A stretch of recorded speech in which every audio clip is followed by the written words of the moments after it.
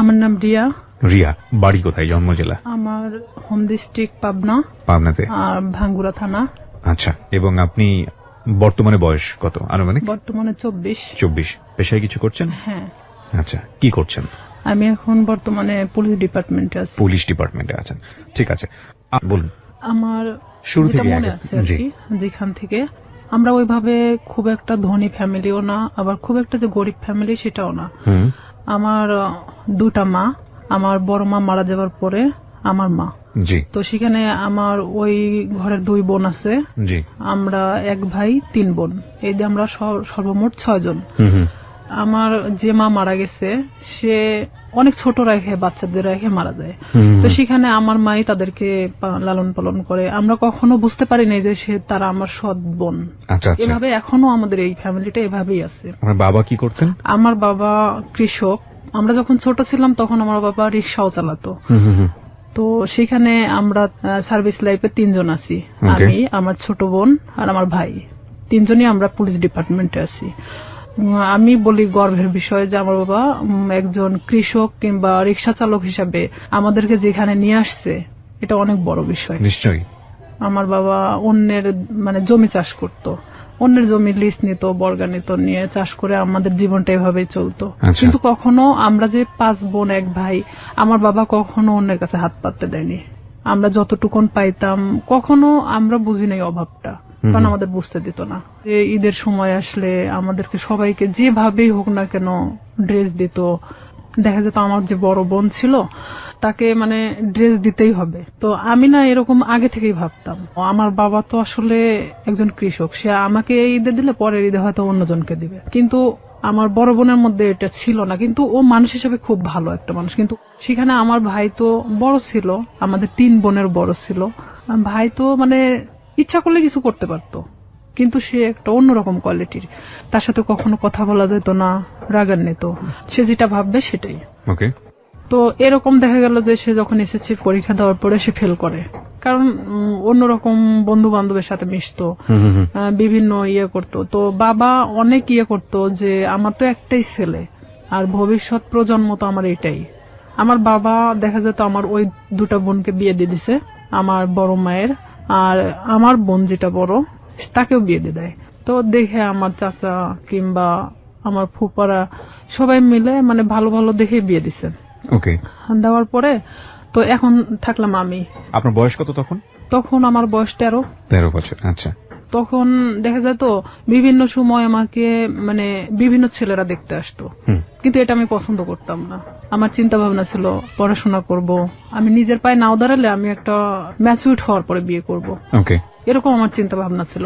তো সেখানে দেখা যাচ্ছে যে আমার চাচা চাচিরা যারা আছে আমাদেরকে নিয়ে অনেক রকম কথা বলতো, কারণ তাদের 2 ছেলে 2 মেয়ে, 2 ছেলেই শিক্ষিত, 2টা মেয়ে শিক্ষিত। তো সেখানে তাদের চেয়ে আমরা একটু হলেও নিমছিলাম, কারণ আমার বাবা যখন ছোট ছিল তখন আমার চাচাকে সেই বিয়ে পর্যন্ত সেই পড়াইছে। আমার বাবা ছোট ছিল তারপরও তাকে পড়াইছে আমার বাবা। তো সেখানে আমার ভাইকেও অনেক বোঝানো হয়, সে পড়াশোনা বাদ দিয়ে দেয় অলরেডি, যা তার ভালো লাগে না। যে ভালো লাগে না তুমি কিছু একটা করো, আমার বাবার কথা যে কিছু একটা করো, কারণ তোমাকে আমি কত বছর বসায় রাখে খাওয়াবো। আমার ভাই বলে যে আমি কিছু করতে পারবো না, সে একদম চাচাছোলা কথা বলে, বিভিন্ন সময় মাকে মারতে যায়। এক কথায় যে সে অন্যরকম একটা কোয়ালিটির মানুষ। সবার বড় ছিল উনি। উনি কাজ করছে, এগুলো করে, বন্ধু বান্ধবের সাথে মেশে। ও যেখানে 16-17 বছর বয়স, আর ও যাদের সাথে মিশতেছে তাদের 25-26 বছর বয়স। আইসে দেখা যেত কেউ কথা বললে তারাই মারতো ধরে। যেহেতু আমরা ছোট ছিলাম, আমার 5 বোনের মধ্যে আমি সবসময় রুখে দাঁড়াতাম। তো আমি বলতাম কেন তুমি মাকে মারতে যাবা, দোষটা তো তুমি করছো, তুমি পড়াশোনা করো না, তুমি বন্ধু বান্ধব নিয়ে আড্ডা দাও। তার কথা যে আমি কেন এই কথাগুলো বলবো, তার ইচ্ছা বাবা থেকে টাকা যাচ্ছে ওকে দিতে হবে। নেশা করতো না, কিন্তু তাস খেলতো, এটা খেলতো, সেটা খেলতো। আমার বাবা যখন দিত না তখন দেখা যেত যে ও বিভিন্ন সময় মাঠ থেকে নিয়ে যেত, মাকে জোরপূর্বক ভাবে মাঠ থেকে কারাছেড়া করে নিত, এরকম। তো এই সময়টা কি আপনি লেখাপড়া করছিলেন নাকি? আমি তখন স্টাডিং রানিং এ আছি। কোন ক্লাসে পড়ছিলেন তখন? আমি তখন 6-7 এ পড়ছেন। আচ্ছা। আমার ভাই প্রতিনিয়ত আমাকে দেখতে পারে না। ও যদি খাইতে বসে সেখানে যদি আমি যাই, ও ওখান থেকে উঠে চলে যাচ্ছে, কিংবা ভাতের প্লেটটা আর যদি ফেলে দিল। আমি যদি কারোর সাথে কথা বলি, দেখা যাচ্ছে সেটা নিয়ে এসে বাড়িতে তিলকে তাল বানানো হচ্ছে।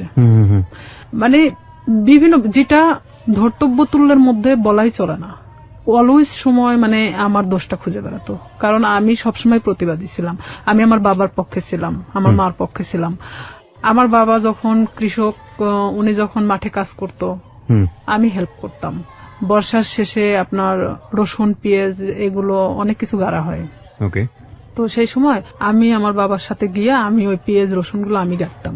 মানে দিনের পর দিন এভাবে আমি জমিতে কাজ করতাম। হ্যাঁ, জমিতে কাজ করতাম। তো এলাকার সবাই বলতো যে এটা যদি অমুকের মেয়ে না হয় ছেলে হতো, ভবিষ্যতে অনেক কাজ হতো। তবে আমি পুলিশ ডিপার্টমেন্টে আসার আগে থেকে আমার স্বপ্ন ছিল যে আমি পুলিশ ডিপার্টমেন্টে জব করব। এটা কেন আপনার স্বপ্ন ছিল? এটা জানি না কেন, নয় যে আমি ছোট থেকে অনেক লম্বা ছিলাম। গ্রামের মানুষ সবাই আমাকে সেনাবাহিনী বলে ডাকতো। তো সেখানে দেখা যেত আমার মধ্যে সেই সময় থেকেই একটা জিনিস কাজ করতো যে আমি একটা ডিফেন্সে জব করবো। ডিফেন্সে জব করবেন? আচ্ছা। হ্যাঁ, এটা আমার মধ্যে ইচ্ছা ছিল তখন থেকেই। তো সেখানে আমি যখন বাবার দিকটা দেখতে গেলে আমার পড়াশোনার দিকটাকে একটু হলেও পিছিয়ে যেতে হয়। শুক্রবার সারাদিন আমি আমার বাবার সাথে কাজ করতাম। সে ধান নিয়ে আসতো, আমি তার বোঝা উঠায় দিতাম মাথায়, যে মানে অনেক দূরে, আমার বাড়ি ছেড়ে না হলে 1-1.5 কিলো দূরে। অথচ আমার ভাই কখনো কাজ করতো না। আমার 5 বোনের মধ্যে আমি মানে সবচেয়ে একজন প্রিয় মানুষ ছিলাম। ওকে। আবার নিরীহ একটা বাচ্চা ছিলাম। তো এর মধ্যে আমি যখন 7-এ, যখন আমি উঠি 7-এ ওঠার পরে, তখন আমি হ্যান্ডবল খেলাতে নাম দিই স্কুলে। তো স্কুলে যখন আমি হ্যান্ডবলের নাম দেই, তখন সেখানে আমি এসএসসি পর্যন্ত খেলাধুলা যখন করছি, তখন আমি কিন্তু রাজশাহী বিভাগ পর্যন্ত খেলছি। ওরে বাবা! আমার ইচ্ছা ছিল যে আমি একসময় খেলোয়াড় হব। আচ্ছা। তো এখান থেকে আমার এক বেস্ট ফ্রেন্ড ছিল রূপা। রূপার বাড়ি আর আমার বাড়ি 2 বাড়ি পরে। তো রূপার সাথে আসলে কেউ মিশতো না, কারণ ওর বাবা নিজে থেকে ওকে গানের জগতে ঠেলে দেয়। গান তো দূরের কথা, ওকে নিয়ে মানে এক ধরনের দেহ ব্যবসা করানো হয়। ওর বাবা নিজেই করাতো, যেটা ওর পছন্দ ছিল না। ও আমার সাথে ডিসকাস করতো। এই জিনিসটা আমার ভাই আরো মানে নিতে পারে না, যে কেন আমি রূপার সঙ্গে মিশি। কিন্তু রূপা আমি একই ক্লাসে একই সাথে পড়াশোনা করতাম। বিভিন্ন সময় আমার কাছে আসতো, মানে বইয়ের জন্য কিংবা কোনো কিছুর জন্য। এটা নিয়ে আমার সাথে অনেক সিনক্রেট করতো, আমারে মারতো ধরে। একদিন আমার বইগুলোই পোড়ায় দিছে, যে তোর বই পোড়ায় দিলে তাহলে তোর কাছে আসবে না সে। আমি অনেক কান্নাকাটি করি। পরে আমার বাবা আবার বই কিনা দেয়।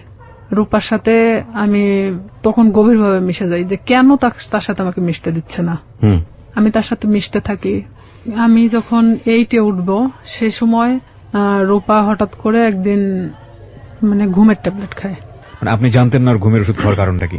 ওর ঘুমের ওষুধ খাওয়ার কারণটা আমি জানতাম, আগে থেকে জানতাম, কিন্তু ও যে সেদিন খাবে এটা আমি জানতাম না। কারণ ওর বাবা নিজে থেকে দেখা যেত এমন এমন মানুষকে টাকা নিয়ে তার সাথে থাকতে বাধ্য করতেছে, যেটা হয়তো একটা মেয়ের পক্ষে সম্ভব না। যে রূপা এই জিনিসটা পছন্দ করতো না, আর তারপর ওর বাবা এটাকে বাধ্য করতো। ওর পুরো ফ্যামিলি ওকে বাধ্য করতো। তো সেখানে ও অনেক কান্নাকাটি করতো আমার কাছে আসে। তো এর মধ্যে ও একজনকে পছন্দ করতো, নাম হলো আনন্দ। উনি ছিল হিন্দু, রূপা মুসলমান। ও একজন বিবাহিত ছেলে ছিল। ভালোবাসার প্রলোভন দেখে অনেকদিন ওকে ইউজ করছে। আনন্দ ওকে মানে ফুললি না করে দেয়, তখনও এই কাজটা করছে। তো ও যখন এই কাজটা করবে, তার কিছু সময় আগেও আমার কাছ থেকে ঘুরে গেছে। ও যে 2 দিন খাইছিল না, এটাও আমি জানতাম না। তো এর মধ্যে গিয়ে ও অত ঘুমের ট্যাবলেট খেয়ে নিছে। নেওয়ার পর পরের দিন সকালবেলা রূপার মা আমাদের বাড়িতে আসছে। আমার মেয়ের কি হয়েছে, আমার ভাই ওখানে বসে। তো বলতেছে ও ঘুম থেকে উঠতেছে না, ওর মুখ দিয়ে টিয়া বের হচ্ছে। আমি কিছুই জানতাম না তখন পর্যন্ত, বিষ খাইছে না ঘুমের ওষুধ খাইছে না কি খাইছে। তখন আমি চলে গেলাম ওদের বাড়িতে। যাওয়ার পরে দেখি যে হ্যাঁ, ওর মুখ দিয়ে অনেক গুলটানি বেরোচ্ছে। তখন আমি ওকে অনেক জাগানোর চেষ্টা করি, তো জাগে না। পরে আমি জানতাম না যে ও কি খাইছে। তখন ভাবতেছি যে কে আসলে হসপিটালে নিয়ে যাওয়া উচিত। ওর মা ওর বাবা কি করলো, ওকে উঠায় রাস্তায় ফেলে দিয়ে গেল, যে তোর বেস্ট ফ্রেন্ড মারা গেলে তুই দায়ী। তখন আমার ভাই তো আমার ওখানে খুব মারলো। আমার বাবা আমাকে কখনো গায়ে হাত তোলেনি। আমার বাবা অনেক বকাঝকা দিল, গাল দিল, যে কেন অনেকবার নিষেধ করা হয়েছে ওর সাথে মিশতে, কেন মিশলা। তখন আমি এটাও ভাবতেছিলাম যে আসলে আমার ভুল ছিল, কারণ সে কখন কি করে বসবে, তার লাইফে তো এতটাও ভালো মুহূর্ত নাই। তো ওই মুহূর্তের জন্য ভাবতেছিলাম। তো আবার এটাও ভাবতেছিলাম কোন মানুষের তো জীবনের কারোর সাথে ডিসকাস করা দরকার, সে নাই আমাকেই বেছে নিয়েছিল তখন আমি অনেক কান্নাকাটি আমি নিজে থেকেও করলাম, যেহেতু আমার ভাই আমাকে মারছে। কোন ক্লাসে তখন আপনি? আমি ক্লাস তখন 8-এ। ক্লাস 8-এ, ওকে। তখন আমি অনেক কান্নাকাটি করার পরে তখন তারপরেও আমি ওকে ছাড়তেছি না, যে ও যদি মারা যায় তাহলে তো এটা তো আমার প্রবলেম হয়ে যাবে। তো আমি আমার বাবাকে অনেক রিকোয়েস্ট করলাম, চলো আমাদের বাড়িতে নিয়ে যাই। এলাকার কিছু মানে ডাক্তার আছে যে ওই যে সাইকেলে করে মানে ডাক্তারি করে বেড়ায়, তো ওনাকে নিয়ে আসা হলো। তখন উনি বলতেছে যে আসলে ওকে হসপিটালে ভর্তি করা উচিত, ওকে এখানে রাখলে মারা যেতে পারে। তখন আমরা নিজে থেকে তাকে হসপিটালে ভর্তি করি। তার 3 দিন পরে সে একটু স্বাভাবিক হয়। তখন আমি ওকে ওখানেই জিজ্ঞেস করি, রূপা কেন তুমি এটা করছো, আর তোমার জন্য তোমার ফ্যামিলি আমাকে হ্যারেস করতেছে। রূপা ও তো তখন খুব একটা ভালো কথা বলতে পারতো না। রূপা বলতেছে যে কেন আমাকে এই ধরনের কাজ করাতে বাধ্য করা হয়। তো এখানে এলাকার লোকজনও ওনাদেরকে মানে এক ঘরে করে রাখছিল। যে লোকটার সাথে এটা করা হয়েছিল সে লোকটা এসে ওর বাবার চাপ দিছিল টাকার জন্য, যে যেহেতু তার মেয়ে এটা করবে না তাহলে তো 10,000 টাকা নিছে, টাকাটা তো ফেরত দিতে হবে। ও যখন ঘুমের ট্যাবলেটটা খাইছে, খাওয়ার আগে অনেক মারা হয়েছিল, পুরো শরীরটা ফাটানো ছিল। পরে ও আমাকে বললো যে দেখ আমাকে এভাবে মারছে, আমি কেন বাইসে থাকবো। তা আমি ওকে ডিরেক্টলি এভাবে বললাম যে তুই ঘুমের ট্যাবলেট কেন খালি, তুই তো বাইসে আছিস, পারলে মারা যাতিস, তো এভাবে বেঁচে থাকার সে মারা যাওয়াটা অনেক ভালো না। তো ওরা হলো 2 বোন, সেখানে আমার বাবা যদি 5টা মেয়েকে পালতে পারে সে কেন 2টা মেয়েকে পালতে পারবে না। তার বাবার জমি আছে কিন্তু আমার বাবার তো কোনো জমি নাই। তাকে আমি এই কথাগুলো বোঝাতে থাকি যে রূপা দেখো তুমি নিজে থেকে এখন নিজেকে দাঁড়ানো শেখো। তো সেখানে রূপা বাড়িতে আসে, মানে ও ওখান থেকে চলে যাওয়ার সিদ্ধান্ত নেয় যে যেখানে ইচ্ছা চলে যাবে। তখন আমি বলি না, এটা অসম্ভব। আমার মাও বলে যে আমার মেয়েকে যেখানে জড়ানো হয়েছে সেখানে তো তুমি এখান থেকে চলে গেলে তখন তারা আরো পেয়ে বসবে। তুমি তোমার বাড়িতে যাও, বাড়িতে যাওয়ার পরে সবার সামনে বলো যে আমি এই ফ্যামিলিতে থাকতে চাই না, তারপরে তুমি যেখানে ইচ্ছা চলে যাও। পরে তাকে আমরা বাড়িতে নিয়ে আসি। নিয়ে আসার পরে আমার বড় চাচা, তারপরে এলাকার কিছু লোকজন, চেয়ারম্যান নিয়ে তার বাড়িতে যাওয়া হয়। যাওয়ার পরে মানে রূপা এক কথায় বলে যে আমি এগুলো করতে পারবো না, যার কারণে আমি সুসাইড করতে চাইছি। তো এখানে তো আসলে রিয়ার সাথে কোনো ইয়ে ছিল না, ও আমার সম্পর্কে জানতো এটাই। তখন ওর ফ্যামিলির সামনে সবার সামনে যখন এই কথাটা বলার পরে তখন ওর ফ্যামিলি বলতেছে যে না, ওকে ফুসলাইছে, ও ঠিক আছে আমাকে দোষ দিচ্ছে। ও সবার সামনে বলল না ওর কোনো দোষ নাই, আমি আজকে থেকে এখান থেকে চলে যাব, আমার যেখানে ইচ্ছা চলে যাব, আমি এই ফ্যামিলিতে থাকতে চাই না। তখন ও নিজের ইচ্ছায় ওর বাসা থেকে ওর কাপড় চোপড় যা ছিল নিয়ে বের হয়ে চলে যায়। তো সেখান থেকে আমি এক কথায় যে নিঃসঙ্গ হয়ে পড়ি, একা। তখন দেখা যাচ্ছে যে আমার ভাইয়ের সাথে একটা ছেলে পড়তো, ছেলেটার নাম হলো শামীম। তো এই শামীম, আমি তাকে তখন ভাই বলে ডাকতাম যেহেতু আমার ভাইয়ের ফ্রেন্ড। তো আমাদের বাড়িতে অনেক আগে থেকে ওঠা বসা, সেটা আমি বলতে পারবো না যে কবে থেকে। আমার মনে হয় যে জ্ঞান হওয়ার পর থেকে তাকে দেখতেছি। সে আমাদের বাড়িতে ওঠা বসা করতো, আমি ওইভাবে কখনো তাকে দেখি নাই। আমি আবার কিছু জিনিস নিয়ে ভাবতাম যে আসলে আমার কিছু করা দরকার, পড়াশোনার খরচটাও বেড়ে যাচ্ছে, আর এখানে দেখা যাচ্ছে যে আমি নিজের পায়ে এখন থেকেই দাঁড়াতে চাই। তো সেখানে আমার বাসাটা আসলে প্রপার থেকে 1 কিলো ভিতরে, খুব একটা দূরে না। মাঝখানে একটা অফিস আছে, ডিশ লাইন অফিস। তো সেই ডিশ লাইন অফিসে মেয়েদেরকে নিয়োগ দেওয়া হচ্ছিল যে তারা বিল কালেক্ট করবে। তো 4,500 থেকে 5,000 টাকা বেতন হবে। আমি যদি এই কাজটা করি তাহলে দেখা যাচ্ছে যে অন্তত আমি আমার নিজেকে নিজে চালাতে পারবো, এমনকি আমি একটু হলো নিজের লাইফটাকে বুঝতে শিখবো। তো ওনারা বলতেছে যে তুমি মানে আমাদের ফিক্সড বেতন হলো 4,500 টাকা, আমরা তোমাকে কিছু এলাকা দেব, সেই এলাকাটা নেওয়ার পরে তুমি যদি চাও যে হ্যাঁ আমি তার চেয়ে বেশি নিতে পারবো তাহলে তোমার বেতনটা বাড়বে। আর যদি তুমি সেই এলাকার মধ্যেই থাকো যে এর চেয়ে আমি বেশি পারবো না তাহলে তোমার 4,500 টাকার বেশি হবে না। আমাকে সব কথা খুলে বলা হয়।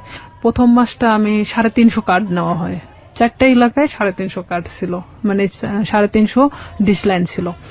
তখন আমার তো নিজের এলাকা, প্রপার থেকে আমার বাড়ি যতটুকুন দূরে এতটুকুনের মধ্যে সবকিছু।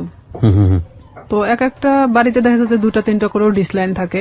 তো 350 কার্ড খুব একটা বেশি জায়গা না। আমার ভাই এটা পছন্দ করতো না, কিন্তু আমার বাবা পছন্দ করতো। তো সেখানে আমি যখন এই কার্ড নিয়ে প্রথম বাড়ি বাড়ি যাই, তাদেরকে আমি বলে আসি যে দেখেন আমি তো প্রত্যেকদিন আসতে পারবো না, হয়তো একটা এলাকায় আমি 1 দিন করে ঢুকবো, আপনারা একটু টাকাটা রাইখে দিয়েন, বেশি তো না 100 টাকা করে রাইখে দিয়েন, আমি এসে নিয়ে যাব। তো আমি এভাবেই যখন বিল কালেক্ট করতে থাকি, আমার দেখা যেত যে মাসে 2-3 3 দিন বের হলেই হয়ে যেত। আমি ইচ্ছা করলে আরো মানে জায়গা নিতে পারি। ডিশ লাইনে আপনি মেয়ে হয়ে হয়ে বিল কালেক্ট করতেন, কোনো সমস্যা হতো আমাদের না? ওখানে সবাই মানে সব মেয়েরা করে সব কাজ। আচ্ছা আচ্ছা, ওকে, খুব ভালো তো। হ্যাঁ, তো আমি আমার স্কুল শেষ করে আমি যখন হাঁটে আসতাম ওই এলাকা দিয়ে, তখন আমি ওই বিল কালেক্ট করতে করতে চলে আসতাম। এটা শামীমের বাড়ির মধ্যেও পড়ছে আমার এলাকাটা। জি। তখন শামীমের বাসা তো ওই ডিশ লাইনের অফিস থেকে 200-300 গজ দূরে হবে। একদিন হঠাৎ করে শামীম আমাদের বাড়িতে আসে। উনি কি মানে সম্পর্কে কি হতো আপনাদের? সম্পর্কে আমার ভাইয়ের বন্ধু। আপনার ভাইয়ের বন্ধু হতো? হ্যাঁ, ওকে। ওইভাবে চিনা, কিন্তু আমি কখনো কথা বলতাম না। হঠাৎ যদি কথা বলতাম মানে ভাইয়া হিসাবে কথা বলতাম। সে আমার 10 বছরের সিনিয়র ছিল।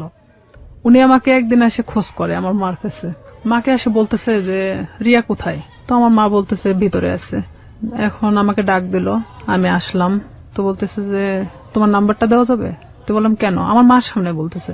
তো বললাম কেন? তো বলতেছে যে আসলে আমার তো 2 মাসের বিল দেওয়া হয় নাই, তো আমি তো এই মাসেও দিতে পারবো না, তো যখন দিব তখন তোমাকে আমি ফোন দেবো। তো বললাম ঠিক আছে। যেহেতু ভাইয়ের বন্ধু, সেখানে তো আমি কখনো এ ধরনের কোনো কিছুই ভাবি নাই তাকে নিয়ে। আমাকে যেদিন নাম্বারটা নিয়ে গেছে তার পরের দিন রাত্রে ফোন দেয়। এটা হলো 2007 সালের ঘটনা। আমি তখন ক্লাস 8 এর শেষের দিকে। আমি ফোনটা রিসিভ করলাম। রিসিভ করার পরে সে কথা বললো না। আর আমি ওনার নাম্বারটা চিনতামও না। কথা বলে না। তো 2-3 বার আমি ফোনটা রিসিভ করলাম। রিসিভ করার পর তখন রাত 12টা বাজে। আর 2007 সালের ওদিকে 12টার পরে যে 25 পয়সা মিনিট ছিল, তো সেই সময় ও আমারে ফোন দিত। তো ফোন দিত, আমি কথা বলি যে কে কে এরকম বলতাম। আর তখন ওইভাবে আসলে ব্ল্যাক লিস্ট এটা সেটা বুঝতামও না। তো ওইভাবে তো ফোনটা ব্ল্যাক লিস্টও করতে পারতেছি না। এখন আমি তো বারবার বলতেছি কে আপনি, কথা বলেন না কেন? তো হঠাৎ করে অন্য একটা নাম্বার থেকে ফোন দিছে। তো এখন বলতেছে রিয়া আমি শামীম। আমি বলতেছি কোন শামীম? তো বলতেছে যে তুমি আমাকে চেনো না? আমি বললাম না। তো আমি তখন বুঝতে পারছি যে শামীম বলতে তো উনি হবে। তো আমি বলতেছি না, আমি তো ঠিক চিনলাম না, আপনি কে? তো বলতেছে যে আমি তোমার ভাইয়ের বন্ধু। তো আমি বললাম হ্যাঁ বলেন। তো এত রাত্রে ফোন দিচ্ছেন কেন? তো বলতেছে যে তোমার সাথে আমার কিছু কথা ছিল। তা আমি বললাম ঠিক আছে বলেন, সমস্যা নেই। তো বলতেছে যে তোমারে কেউ একজন পছন্দ করে। তো আমি জানতাম, আমার এক ক্লাসমেট ছিল, ওর নাম ছিল হামিদুল। তো ও আমাকে এর আগে ঠিক 4-5 দিন আগে ও আমাকে মানে প্রপোজ করে, যেটা আমি অ্যাকসেপ্ট করি না। না করাতে তো আমি ভাবলাম যে ওরই বাড়ির পাশের, আবার ভাবলাম যে হয়তো ওকে ওই কথাটা বলছে যার কারণে আবার আমাকে এটা জানাচ্ছে। তো আমি বলতেছি আমি জানি যে কে। তো বলতেছে কে? তো বললাম হামিদুল। আমি ওকে পছন্দ করি না, ওকে নিষেধ করে দিয়েন, ও যেন আমাকে এই ধরনের মানে প্রস্তাবনা না দেয়। তখন বলতেছে আমি তো এটা জানতাম না যে হামিদুল তোমাকে পছন্দ করে। তা আমি বলতেছি তাহলে আপনি কার কথা বলতেছেন? তো বলতেছে যে আমি আমার নিজের কথাই বলছি। সে ডিরেক্টলি এভাবে বলতেছে যে আমি আমার নিজের কথাই বলতেছি। সে যখন এইভাবে বলতেছে যে আমি আমার নিজের কথা বললাম, তখন আমি এক মুহূর্তের জন্য চুপ হয়ে গেছি যে সে কি বলে, এটা কি আদৌ সম্ভব যে আমার ভাইয়ের বন্ধু, তারপরে আমার চেয়ে 10 বছরের সিনিয়র। তো আমি সেখানে না বলে দিই, যেটা ভাই কখনোই সম্ভব না। কারণ আপনি বলা চলে যে এটা বড় ফ্যামিলির ছেলে, সেখানে আমি কিন্তু এটাতে রাজি না, আপনি অন্য কোথাও দেখতে পারেন। আমি ডিরেক্টলি এভাবে বলে দিলাম। কারণ তখন পর্যন্ত আমার মধ্যে ইচ্ছা ছিল যে আমি শুধুমাত্র বড়ই হব, নিজের লাইফে এমন কিছু করব যেটা হয়তো সবার কাছে আমি উঁচু গলায় বলতে পারবো যে আমি লাইফে এত কষ্টের পরেও এখানে এসে দাঁড়াইছি। তো সেখানে ওর সাথে আমি ওখানেই শেষ করে দেই কথা। শেষ করে দেওয়ার পর আমি ওকে বলি যে আপনি আমাকে কখনো ফোন দিবেন না, আর যদি ফোন দেন তাহলে কিন্তু আমার ভাইকে বলে দেব। তখনও বলে যে না, বলার দরকার নেই, আমি কখনো ফোন দিব না। পরে আমিও চুপচাপ থেকে যাই, যেহেতু এটা তার আর আমার মধ্যে কথা হয়ে গেছে, আর সে তো আমাকে ফোন দিবে না বলছে। তো পরে যখন ও তার 5 দিন পরে আমারে ফোন দেয়, আমি তখন একটা এলাকাতে ছিলাম, মানে বিলটা ওঠাচ্ছিলাম, সে সময় আমার ফোন দিছে অন্য একটা নাম্বার থেকে। তার যে কতগুলো নাম্বার ছিল আমি নিজেও বলতে পারি না, তার অনেক নাম্বার ছিল। সে বিভিন্ন সময় বিভিন্ন নাম্বার থেকে আমাকে ফোন দিত। বিভিন্ন ছেলেদের সাথেও কথা বলাতো, মানে হঠাৎ করে একটা অন্য কণ্ঠ। আমি যখন মানে বলতেছি কে আপনি, এটা সেটা জিজ্ঞেস করতেছি, তখন দেখা যাচ্ছে যে আবার ফোনটা মানে নিচে নেওয়ার পরে বলতেছে আমি অমুক। তা আমি যখন বললাম যে আচ্ছা আপনি এরকম কেন করতেছেন আমার সাথে, পরে ও এটা নিয়ে বলতেছে যে আমি সিরিয়াস, তোমাকে পছন্দ করি। তো আমি বললাম ঠিক আছে, পছন্দ যখন করেন এটা তো আসলে পছন্দের বিষয় হলো এমন একটা জিনিস থাকে, সেটা হলো যে কিছু জিনিস আছে যে সুন্দর, কিন্তু সেটা আমার জন্য না। ওকে। তো সেখানে আপনি একটা বড় লোক ফ্যামিলির ছেলে, আপনার সাথে সম্পর্ক হওয়াটা আমার জন্য অনেক ওই ছিঁড়া কাঁথায় শুয়ে লাখ টাকা স্বপ্ন দেখার মতো, এটা কখনোই সম্ভব না। পরেও আমাকে বলে যে না, আমি সত্যি সিরিয়াস বলতেছি, আমি তোমাকে খুব পছন্দ করি। পরে আমি পুরোপুরি সিম কার্ডটাই চেঞ্জ করে দিই, যে তার সাথে সম্পর্ক করা আমার মোটেও পসিবল ছিল না, এটা তো অসম্ভব একটা জিনিস। তখন সে আমাকে নেক্সট বার সে আমার সাথে মানে বাজারে দেখা হয় যখন, তখন আমারে বলতেছে রিয়া বিলটা নিয়ে আসিও। তো তখন আমি বলি যে এখানেই দিয়ে দেন, আমি তো এখানেই আছি, কার্ডটা আমার সঙ্গেই আছে, আপনি এখানেই দিয়ে দেন। তো বলতেছে না, আমার কাছে তো এখন টাকা নেই, বাসায় যেও, বাসায় যে নিয়ে আসো। তো আমি তো জানি বাসা তো এমন একটা জিনিস যেখানে সবাই থাকে, বাবা মা ভাই বোন সবাই তো আছে। ওকে। তখন ওনার 3 মাস পেন্ডিং ছিল, যে বিলটা উনি দিচ্ছিল না, ইচ্ছাকৃতভাবেই সে দিচ্ছিল না। পরে আমি যখন ওর বিলটা আনতে যাই, তো আমি এরকম দরজার সামনে, ওদের রুমটা হলো বেলকুনির সাথে যে দরজাটা আছে, এটা হলো ওর ঘরের রুম, মানে ঘরের যে দরজাটা এটা, আর ভিতর দিয়ে একটা দরজা আছে যেটাতে ওর মা বাবারা ওই পাশ দিয়ে বের হয় সবসময়, আর ও এই পাশ দিয়ে বের হয়। তো আমি তো এখানে গিয়ে দাঁড়াইছি, দাঁড়ানোর পরে আমি যখন নক করি ও বের হয়ে আসে। বের হয়ে আসার পরে তখন আমি কার্ডটা বের করে বললাম যে ভাই বিলটা দেন। তখন আমি জানতাম না ওর বাসায় লোক ছিল না। বিরতি নেব প্রিয় শ্রোতা, এই পর্যায়ে আমরা ছোট্ট একটা বিরতি নিচ্ছি, মাত্র 4 মিনিটের বিরতি। আপনারা শুনছেন close up presence hello 8920 ABC radio FM 89.2 তে। আমি আরজি কিবরিয়া রয়েছে আপনার সঙ্গে, এবং রিয়া আজকে তার জীবনের গল্প এখানে বলছে। রিয়াকে দেখার জন্য বা কোনো কমিউনিকেট করার জন্য, কিছু বলার জন্য আপনারা আসতে পারেন আমার ফেসবুক পেজে। ফেসবুকের ঠিকানা www.facebook.com/kibria.rj। আমি আবারও বলছি www.facebook.com/KEBRIA.RJ, পেজটি আছে আরজে কিবরিয়া নামে। Please like this page. ফিরে আসছি ঠিক 4 মিনিট পর। আসলে এখানে আরেকটা বিষয় যে ওর 6 বোন, 6 বোনই প্রাইমারি স্কুলের টিচার। তো দেখা যায় যে 9টার পরে ওদের বাসা থেকে ওর মা ওর বাবা ছাড়া কেউ থাকে না, এটা আমি জানতাম আগে থেকে। তো ওর এক ভাই, মানে ওকে 2 ভাই, ওর ছোট যে সে হলো ঢাকাতে কোনো একটা এই কম্পিউটার সফটওয়্যার ইঞ্জিনিয়ার। তো ও ওখানে বাড়িতে তো থাকে না, এখন স্বামী শুধুমাত্র একমাত্র বাড়িতে থাকে। তো আমি তো জানি অবশ্যই ওর বাবা ওর মা তো বাড়িতে আছে, কারণ ওর বোনরা তো সবাই টিচার, সবাই যে যার মতো 9টার পরে বের হয়ে চলে যায়। তো এখানে আমি তো গেছি তখন 11:30 বাজে, সেদিন আমি স্কুলে যাইনি, না যাওয়া তো ওখানে গেছি।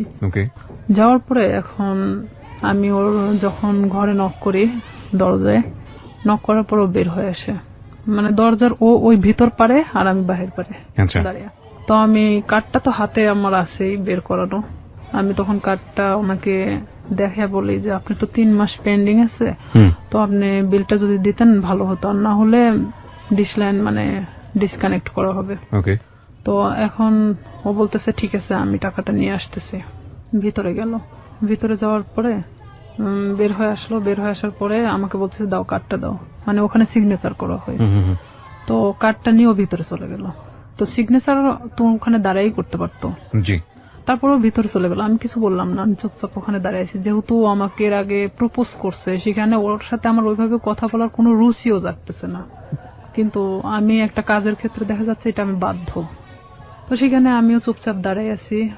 ও ভিতর থেকে আসলো, ভিতর থেকে কার্ডটা রেখে আসছে। তাই আমি বলতেছি ভাইয়া কার্ডটা তো রেখে আসলেন, কার্ডটা নিয়ে আসেন। তো বলতেছে যে আসে নিয়ে যাও, এসে নিয়ে যাও। তাই বললাম এটা কি ধরনের কথা, আমার কার্ডটার প্রয়োজন নেই, আমি চলে গেলাম। তো এই বলার পরে ওই আমার থাপ্পড় দিয়ে মানে হাতটা চেপে ধরে। তো ওর বাসাটা এমন কোয়ালিটির একটা জায়গায়, যদিও প্রপারের মধ্যে, মানে পাশে একটু ফাঁকা জায়গা আছে, ওর আশেপাশে মানে কোনো বাড়ি নেই। তো এখানে ওদের বিল্ডিং করা বাড়ি, ছাদ ঢালাই, আর ঠিক এরকম একটা কোয়ালিটির যে রুমটা খুব একটা বড় না খুব ছোট না। সেখানে দেখা যাচ্ছে যে থাইটে লাগানো।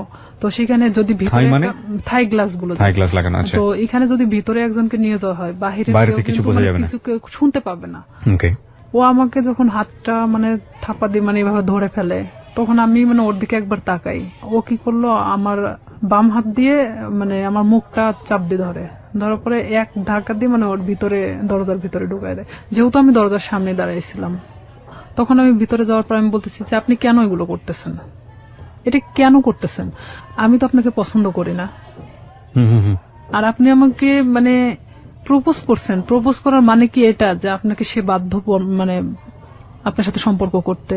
তো বলতেছে যে কিভাবে মানে ভালো লাগাতে হয় সেটা আমার খুব ভালো জানা আছে, আমি জীবনে যা চাইছি তাই পাইছি। তাই আমি বললাম, দেখেন আপনি অনেক ধনী একটা ফ্যামিলির মানুষ, আপনি জীবনে যা চাইছেন না কেন সেটাই পাইছেন, আমি মানি সেটা। তো এইভাবে মানে আমি যখন ওর সাথে মানে বলতে থাকি কথাগুলো, কারণ আমি জানি যে বাহির থেকে কিছু শোনা যাবে না, এটা আমিও নিশ্চিন্ত ছিলাম। এক পর্যায়ে সে আমার সাথে অনেক মানে ধস্তাধস্তি করতে থাকার পরে এক পর্যায়ে সে আমার সাথে মানে খারাপ কিছু করেও ফেলে। তখন আমি একদম দিশেহারার মতো হয়ে যাই যে আসলে এটা কি হয়ে যাচ্ছে আমার সাথে, এটাকে আমার সাথে আসলে হওয়াটা উচিত ছিল। আমি তাকে তো বারবার মানে বোঝানোরও চেষ্টা করতেছি, তারপরেও তার একটাই কথা যে আমি তোকে যেভাবে হোক আমি চাই। এটাই তার সাথে। বয়সে 10 বছর বড় ছিল। হ্যাঁ, আমার চেয়ে 10 বছরের বড় ছিল। আর আমি তখন বললাম তো প্রথমে অনেক আগেই বলে আসছি, আমি অনেক ভীতু কোয়ালিটির একটা মানুষ ছিলাম। আমি খুব একটা মানুষের সাথে কথা বলতে পারতাম না। আমি যে ডিসলাইনের কাজটা করতাম, এখানেও দেখা যেত আমি অনেকের সাথে কথা বলতাম না, যাইতাম আমি কার্ডটা বের করে দিতাম, তারা টাকাটা দিত, আমি নিয়ে চলে আসতাম, এরকমই। কারণ তারা টাকাটা দিতে বাধ্য। সে যখন জোরপূর্বক ভাবে আমাকে রেপ করা হয় এক কথায়, তো কমপ্লিটলি রেপ। হ্যাঁ, তো সেখানে আমি একদম দিশেহারার মতো চুপচাপ, এক পর্যায়ে যে আমি নিস্তেজ, এতক্ষণ যে আমি ধস্তাধস্তিটা করতেছিলাম তখন সেই মুহূর্তের জন্য আমি নিস্তেজ হয়ে গেছি। মানে আমি এক কথা বলা চলে আমার শরীরে কোনো শক্তি নেই, যে আমি যে কি কথা বলবো এখন, আমার ভাষা জ্ঞান মানে সবকিছু শেষ সেখানেই। তো ওখান থেকে আমি কোনো রকম বের হয়ে চলে আসি। বের হয়ে চলে আসার পরে আমি আমার ব্যাগটা আনতে ভুলে যাই, কারণ আমি যে কিভাবে চলে আসছি সেটা নিজেও জানেন না। আমার মনে হয় যে আমি নিজেও আসলে বলতে পারবো না যে আমি কিভাবে ওখান থেকে আসছিলাম। তবে আমার এটাই মনে হয় যে আমি কোনো না কোনো ভাবে বের হয়ে চলে আসছিলাম। তো সেই মুহূর্তে ও আমাকে আটকে রাখার চেষ্টাও করে নাই, আর আমি বের হয়ে চলে আসছি। ও শুধু দরজাটা খুলে দিয়েছে, আমি বের হয়ে আসছি, এটুকুনি। কিন্তু ওখানে যে আমার ব্যাগটা রয়ে গেছে, আমার কার্ডগুলো রয়ে গেছে, মানে এরকম কোনো জ্ঞান আমার মধ্যে ছিল না। কারণ এরকম শট আমি কখনো খাইনি যেটা ওই মুহূর্তের জন্য পাইছি। তখন আমি বাড়িতে চলে আসি ডিরেক্টলি। বাড়িতে আসার পরে আমার মা জিজ্ঞেস করে তোর ব্যাগ কোথায়। তো এখানে আরো একটা কথা, আমি আরেকজনের সাথে মিশতাম, সে আমার সম্পর্কে ভাগ্নি হয়, সাথী নাম। সে অবশ্য 2013 সালে সুসাইড করছে, মারা গেছে সে। সাথীদের বাড়িতে আমি উঠা বসা করতাম মাঝে মধ্যেই। তো আমি মারা এভাবে বলতেছি, মা আমি মনে হয় সাথীদের বাড়িতে রেখে আসছি, কিন্তু আমি কিন্তু শিওর না, আমি এমনি তাকে বোঝানোর জন্য যে আমি সাথীদের ওখানে মনে হয় ব্যাগটা রেখে চলে আসছি। তাই আমার মা কিছু বললো না, কারণ সাথীদের বাড়ি আমার বাড়ি থেকে 5-6 বাড়ি দূরে। তো সেখানে মা আমাকে আর কোনো কথা বললো না। আমি আমার রুমে চলে যাই, আমি একা এক ঘরে থাকতাম। আচ্ছা। তো আমি আমার রুমে ঢোকার পরে চুপচাপ একা একা কান্না করি, কারণ আমি এই কথাগুলো আমি কারোকে বলতেও পারতেছি না, কারণ এটা সম্ভব না। এখনকার লাইফে হয়তো সম্ভব, কারণ এখন আমরা অনেকটাই বুঝতে শিখছি, অনেকটা প্রতিবাদী হওয়া শিখছি, কিন্তু আজ থেকে 2007 সাল মানে অনেকটা দূরে ছিল। আর তখন গ্রামের মানুষ মানে এগুলো নিয়ে অনেক ভয় পেত যে আমার সাথে ঘটে যাওয়া ঘটনা যদি আমি কারোকে প্রকাশ করি, লাইফে আমারই অনেক ক্ষতি হবে। দেখা যাবে আমাকে অনেকেই বলবে যে রেপিস্ট একটা মেয়ে, এ ধরনের ইঙ্গিত করবে। যার কারণে আমি চুপচাপ মানে কোনো কথা না বলে কারোকেই বলিনি, আমি সব নিজের মধ্যে রাখি। এভাবে যখন আমি নিজের মধ্যে রাখি, শামীম আমাকে বারবার ফোন দেয়, আমি ফোনটা রিসিভ করি না। রিসিভ না করাতে ও আমাকে প্রায় আমাদের এলাকায় এসে দাঁড়ায় থাকতো। আপনি এই যে এত বড় একটা ঘটনা ঘটে গেল, এরপরে আপনি কোথাও বিষয়টা শেয়ার করেননি কারোর সঙ্গে? কাউকে কিছু বলেননি? কারণ আমি তো আসলে ভাবতেছিলাম যে আমি এই কথাটা কিভাবে বলবো, যাকেই বলবো না কেন এটা তো বার্গেনিং হয়ে যাবে আর পুরো এলাকা ছাড়া যাবে। তখন আমি কিভাবে মানুষের সামনে মুখ দেখাবো? আমার তো সুসাইড ছাড়া তো উপায় ছিল না তখন। কারণ এটা মানে একটা গ্রাম্য মেয়ের কাছে যে কতটা লজ্জাজনক, কিন্তু আমি তো একটা গ্রামে বড় হয়েছি, সেখানে আমার কাছে অনেকটাই কষ্টের জনক ছিল। কারণ সেখানে দেখা যাচ্ছে যে আপনি কিছু নাও করলে আপনার কোনো একটা ব্যাড সাইড নিয়ে তারা সবসময় গবেষণা করে, আর এটা তো অনেক একটা বড় বিষয় ছিল। তখন আমি আমার ফ্যামিলির তো কারোকে জানাই নেই, বাট এখানে আমি যে সাথীর সাথেও মিশতাম, মানে এই রূপা চলে যাওয়ার পরে আমি সাথীরও কখনো বলি নাই যে আমার সাথে এরকম কিছু একটা হয়েছে। পরে এটা যখন ঠিক 1.5 মাস পর আমি কেন জানি বুঝতে পারি যে আমার মধ্যে কোনো একটা পরিবর্তন হচ্ছে। পরিবর্তনটা এরকম, হয়তো আমার কোনো কিছু ভালো লাগে না, খাইতে মন চায় না, উঠতে মন চায় না, বসতে মন চায় না, মানে আমি একটা অন্যরকম জিনিস ফিল করতেছি যে শরীরের ভিতরে। হ্যাঁ, যেটা এক কথায় যে আমি ঘুমাইলে উঠতে পারি না, মানে খালি ঘুমাতেই মন চায়। তারপরে আমার মা জিজ্ঞেস করতো যে তুই এরকম তো ছিলি না, খাওয়া দাওয়া বন্ধ, মানে কেমন একটা অন্যরকম। তাই আমি বলতাম যে আমি তো অনেক হাঁটাহাঁটি করি, যার কারণে আমার না ঘুমালে আর উঠতে মন চায় না, আমি বুঝতে দেয় না। পরে এইভাবে যখন আমার মা তো ওইভাবে আসলে কখনো ফোর্স করে না, কারণ তারা জানতো যে এরকম কোনো কিছু কখনো হবে না। তখন আমার বড় বোন আমারে অনেকবার জিজ্ঞেস করে যে কি হয়েছে তোর, তুই একা একা থাকিস, কথা বলিস না কারোর সাথে, তো সমস্যাটা কি? বলে না কিছু সমস্যা নাই, এদিকে পড়াশোনা তো সামনে, তো এসএসসি পরীক্ষা, আবার এদিকে তো আমি যে কাজটা ধরছি আমার মনে হয় না যে আমি কাজটা করতে পারবো। কারণ আমি তখন একটা জিনিস ভাবতেছিলাম যে আমি আজ বড় হতে গিয়ে অনেক ছোট হয়ে গেছি, এটাই ভাবতেছিলাম। এরপরও আপনাকে ফোন দিয়ে বারবার ডিস্টার্ব করতো, চাইতো? হ্যাঁ, সে বারবার আমাকে ফোন দিত, ফোন দিয়ে বলতো যে তুই কেন ফোনটা রিসিভ করিস না, এতবার ফোন দেওয়ার পর কেন রিসিভ করিস না, তুই তো গাড়ি করেই বলতো। আমি বলতাম দেখেন আপনি আমাকে কেন এরকম করতেছেন, এটা করার মানেটা কি, যা হবার তা তো হয়ে গেছে। আপনি তো একটা মেয়েকে ভোগ করার দরকার ছিল, করছেন। আমি এভাবেই বলি তাকে, তাহলে আর কি দরকার? তো সে আমাকে বলে যে না, কিন্তু আপনাকে আমার এই প্রশ্নটা আবারও করতে হবে। এত বড় একটা ঘটনা ঘটে যাবার পরে আপনি বাসায় শেয়ার করলেন না কেন, কাউকে জানালেন না কেন? শেয়ার করিনি আসলে, এটা আমি অনেকটা ভীতু ছিলাম, যেহেতু আমার ভাই পূর্বে থেকে আমার সাথে ভালো সম্পর্ক না। এখানে যদি আমি শেয়ার করে দেখা যাচ্ছে যে অনেকটা আমার দিকেই গড়াবে। আচ্ছা, এটাও একটা বিষয় ছিল। আর একটা কথা যে সমাজ, যেটা মানুষ হয়তো আমাকে খারাপ ইন্ডিকেট করবে যে মেয়েটা এরকম হয়েছে, হয়তো আমার প্রফেশনাল লাইফে আমি যেটা হতে চাচ্ছি সেখানে আমি আমার লাইফ নিয়ে সবসময় বেশি ভাবতাম। আমাদের সোসাইটিটাই ফরচুনেটলি আনফরচুনেটলি এরকমই। আমরা কোনো ঘটনা ঘটে গেলে সেটা নিয়ে যতটা কেওয়াস তৈরি করি, কেউ কখনো ভেতরে যাওয়ার চেষ্টা করি না। এবং সেটার রিফ্লেকশন ইদানিং ফেসবুকে এত বেশি দেখা যায় যে সামটাইমস উই ফিল অ্যাশেমড, লজ্জিত হই। আমাদের আসলে প্রত্যেকটা জিনিসই একটা জিনিস কি, আমরা যে কথাটা বলি, আমরা যে কাজটা করি বা যাই করি না কেন, সেটা কিন্তু শুধুমাত্র আমি না, আমার ফ্যামিলি, আমার বেড়ে ওঠা, আমার সবকিছুকে ফোকাস করে। আর কোনো একটা মানুষের কোনো পার্টিকুলার বিষয় ধরে সে বিষয়টা নিয়ে নাড়াচাড়া করা, কাউকে খুব সোজাভাবে মন্তব্য করে দেয়া, বিশেষ করে এই যে রেপের মতো ঘটনাটা, যেটা হলে আমাদের সমাজে সবসময় মেয়েদের দিকে আঙ্গুল তোলা হয়, ভিকটিমের দিকে আঙ্গুল তোলা হয়। এবং দেখবেন যে পত্রপত্রিকায় যখন সংবাদ আসে, আমরা আমাদের সামাজিকতার কথা ভেবে ওই মেয়েটাকে আমরা সামনে আনি না, ফোকাস করি না, তার ছবি প্রকাশ করি না। কেন করি না এই কারণে সামাজিকতায় সমস্যা হবে। তার মানে আমাদের সামাজিকতা কতটা দুর্বল। একজন মানুষ, আমি সম্ভবত ইন্ডিয়াতে এরকম একটা কেস আমি দেখেছিলাম যে সে রেপড হয়েছিল এবং সে ভিকটিম বলতেছিল যে আমি কোথাও ফেস লুকাবো না, আমি টেলিভিশনে গিয়ে সাক্ষাৎকার দেবো, আমি বলবো আমার সঙ্গে এটা হয়েছে ওটা হয়েছে। আমি কেন ফেস লুকাবো, আমি তো কোনো অপরাধ করিনি। আমি বলছি না যে ইন্ডিয়ার সমাজ আমাদের চাইতে অনেক বেশি অ্যাডভান্স, বাট তার চিন্তা ভাবনাটা অনেক বেশি অ্যাডভান্স ছিল। কিন্তু বড় কথা হচ্ছে সে এতটা সাহসী পদক্ষেপ নিয়েছে, ঠিক আছে, কিন্তু এই সাহসী পদক্ষেপ কি সমাজ ভালোভাবে দেখেছে এবং দেখে না বলেই আমরা যে মেয়েটি রেপ হয় তাকে আমরা ফোকাস করি না এবং করতে পারি না। সো যেটা বলছিলেন আপনি, তারপরে যখন আপনি যে জায়গাটায় ছিলেন যে আপনি ফ্যামিলির কাউকে বিষয়টা শেয়ার করেনি এবং আপনি শরীরের মধ্যে একটা চেঞ্জ পাচ্ছিলেন, ঘুমাচ্ছেন তো ঘুমাচ্ছিলাম। আবার আরেকটা কথা যে আমি আমার প্রফেশনাল লাইফটাকে নিয়ে বেশি ভাবতেছিলাম। এটা আমার ছোট থেকে স্বপ্ন ছিল পুলিশ হওয়ার। আর আমি এটা জানতাম যে কোনো মেয়ে যদি বিবাহিত কিংবা এরকম কোনো তার ঘটনা থেকে থাকে তাহলে সে কখনো পুলিশ ডিপার্টমেন্টে ঢুকতে পারবে না।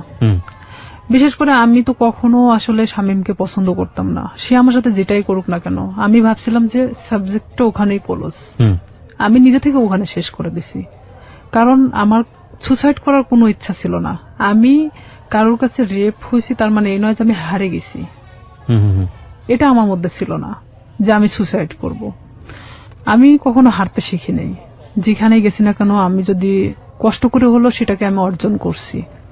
তো সেখানে দেখা যাচ্ছে আমি আমার চেঞ্জের বিষয়টা, যে আমি নিজের মধ্যে মানে কোনো কিছু ফিল করতেছি যে আমি খাওয়া দাওয়া এটা সেটা আমার খুব প্রবলেম হচ্ছে, তখন আমি নিজেই মানে এটা নিয়ে ভাবতে থাকি।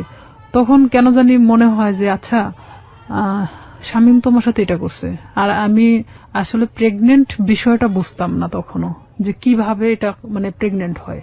জি। তখন আমি আমার পাশের বাড়ির এক ভাবিরে জিজ্ঞেস করি, আচ্ছা মানে কথায় কথায়, তার সাথে আমি অনেক ফ্রি ছিলাম, জিজ্ঞেস করি যে ভাবি আমি তো অনেক কিছুতেই আসলে জানার চেষ্টা করি, তো আসলে একটা মেয়ে প্রেগনেন্ট হয় কিভাবে? তো বলতেছে বিয়ে কর তারপর বুঝবি। আমাদের সে হাসতে হাসতে এই কথা বললো। তো বললাম যে আপনি তো ভাবি, তো আপনি না বললে আমরা শিখবো কোত্থেকে? আমি আবার তাকে হাসতে হাসতে এই কথাটা বলি। তো বলতেছে যে এরকম মানে মেয়েদের তো প্রত্যেক মাসে যে ইয়াটা হয়, এটা যদি দেখা যাচ্ছে যে কারোর সাথে মানে তার হাজবেন্ডের সাথে মেলামেশা করার পরে যদি না হয় তাহলে সে প্রেগনেন্ট। তখন আমি যখন ওখান থেকে এই কথাটা শুনছি, আপনি বিশ্বাস করবেন না, আমি মনে হয় এক মুহূর্তের জন্য এই পৃথিবী ছেড়ে চলে গেছি। যে আমিও তো ঠিক 1.5 মাস হলো এরকম অবস্থাতে আসছি, আমারও তো এটা হয়নি, তার মানে কি আমি প্রেগনেন্ট? এটা আমি এখন কিভাবে এটাকে লুকাবো? কারণ এতক্ষণ পর্যন্ত যা ঘটে গেছিল সেটা লুকানো সম্ভব ছিল, বাট এটা এখন আমি কিভাবে লুকাবো? এটা কি আদৌ সম্ভব? আর তখন এক মুহূর্তের জন্য মনে হচ্ছিল যে আমার চেহারার মধ্যে একটা অন্যরকম ছাপ নামে আসে। তখন আমার ওই ভাবি বলতেছে তোর কি হয়েছে? আমি বললাম না আসলে শরীরটা কয়েকদিন ধরে ভালো লাগতেছে না, অটোমেটিক কেন জানি মনে হচ্ছে প্রেশারটা নামে গেছে। তো আমি তো ওখানে বসে পড়ি, প্রায় আমি আধা ঘন্টার মতো বসে মানে নিজে নিজে ভাবতে থাকি। আর আমার শরীরটা এত ঘামতেছিল, মানে এক কথায় যে আমি মৃত মানুষের মতো বসে আছি। তো তখন ভাবি যে এটাকে আমি কিভাবে সমাধান করব, আমি কিভাবে আমার ফ্যামিলিকে বলবো এখন, যেটা 1.5 মাস আগে ঘটে যাওয়া ঘটনা। আর এর মধ্যে কন্টিনিউ ও আমার সাথে এরকম যোগাযোগ রাখার চেষ্টা করে, কিন্তু আমি রাখি না। তখন ইচ্ছাকৃতভাবে আমি ওকে ফোন দেই ব্যাপারটা আসলে জানানোর জন্য যে এটার কি কোনো সমাধান আছে কিনা, যদি হয় নিজে থেকে সমাধান করার মতো। কারণ আমি চাই না যে আমি আমার লাইফে কখনো থেমে থাকি কারোর জন্য। তখন ওকে আমি যখন ফোন দিয়ে বলি যে শামীম আমি তো এরকম, আর এটা বিষয় তো আমি জানতামও না, তুমি তো আমার চেয়ে 10 বছরের সিনিয়র, তুমি যে আমার সাথে এটা করছো, যেটাই করো না কেন তুমি আমাকে বলতে পারতা যে এরকম হওয়ার সম্ভাবনা আছে, তুমি সেটাও আমাকে বলো নাই। তো এখন বলতেছে যে এখন তুই কি করবি সেটা তুই জানিস, সেটা আমি জানি না। তখন থেকে totally or SIM card of, মানে যখন আমি ব্যাপারটা ওকে জানাই তখন থেকে ওর সিম কার্ডটা টোটালি অফ করে দেয়। আমরা আরেকটা বিরতি নিচ্ছি রিয়া, তারপর সিমটা বন্ধ। হ্যাঁ, সিমটা তখন বন্ধ ছিল। আমি অনেক চেষ্টা করি, আমি সারা রাত চেষ্টা করি, কারণ সেই ছিল একমাত্র আমার লাইফের ঘটনা জানে, যেটা তার সাথে ঘটে যাওয়া। কোনো ক্রমে যদি আমাকে এটা থেকে মানে রেহাই দিত তাহলে হয়তো আমি আমার সামনের লাইফটা হয়তো ভালোভাবে কাটাতে পারতাম।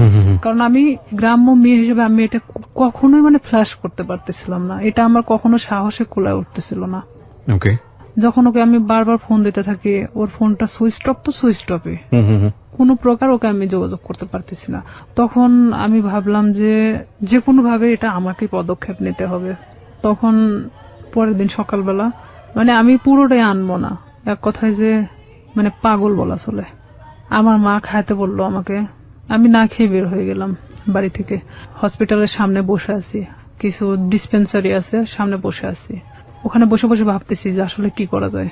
ভাবলাম যে আচ্ছা এটা আমি টেস্ট করাই নেই আগে, যে আসলে কি আমি প্রেগনেন্ট কিনা, অযথা এটা নিয়ে আমি কেন ভাবতেছি, নিজে পরীক্ষা করে দেখি।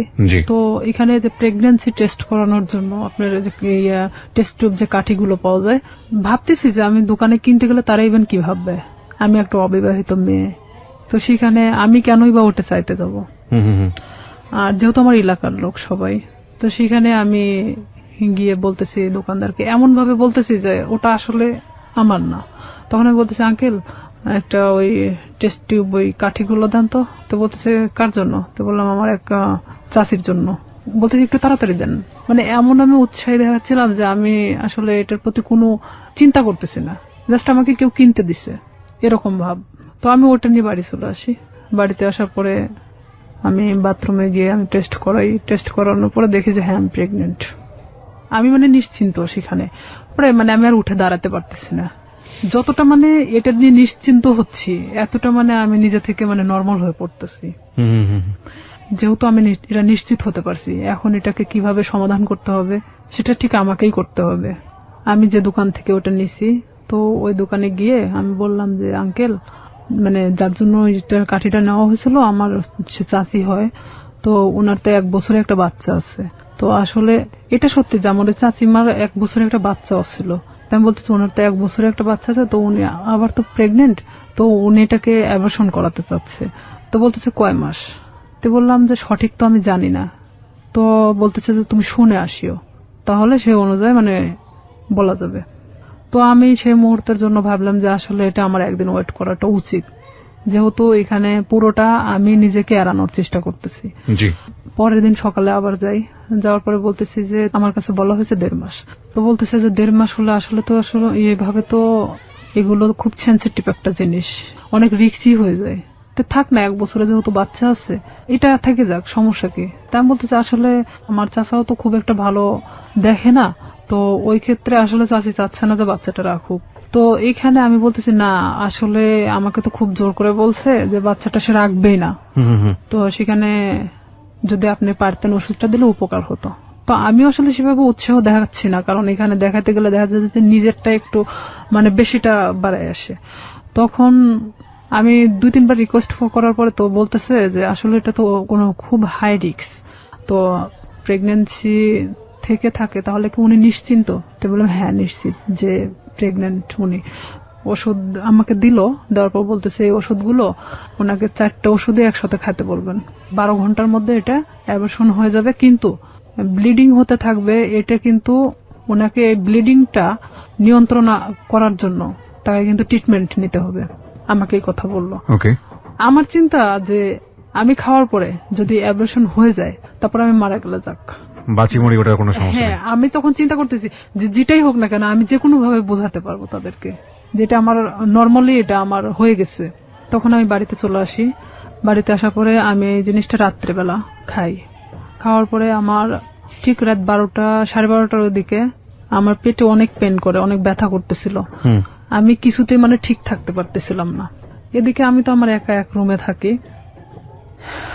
আমি অনেক কান্নাও করতেছিলাম, কিন্তু কারোকে আমি বুঝতে দিচ্ছিলাম না তাহলে কতটা কষ্ট পাচ্ছিলাম ওই মুহূর্তের জন্য।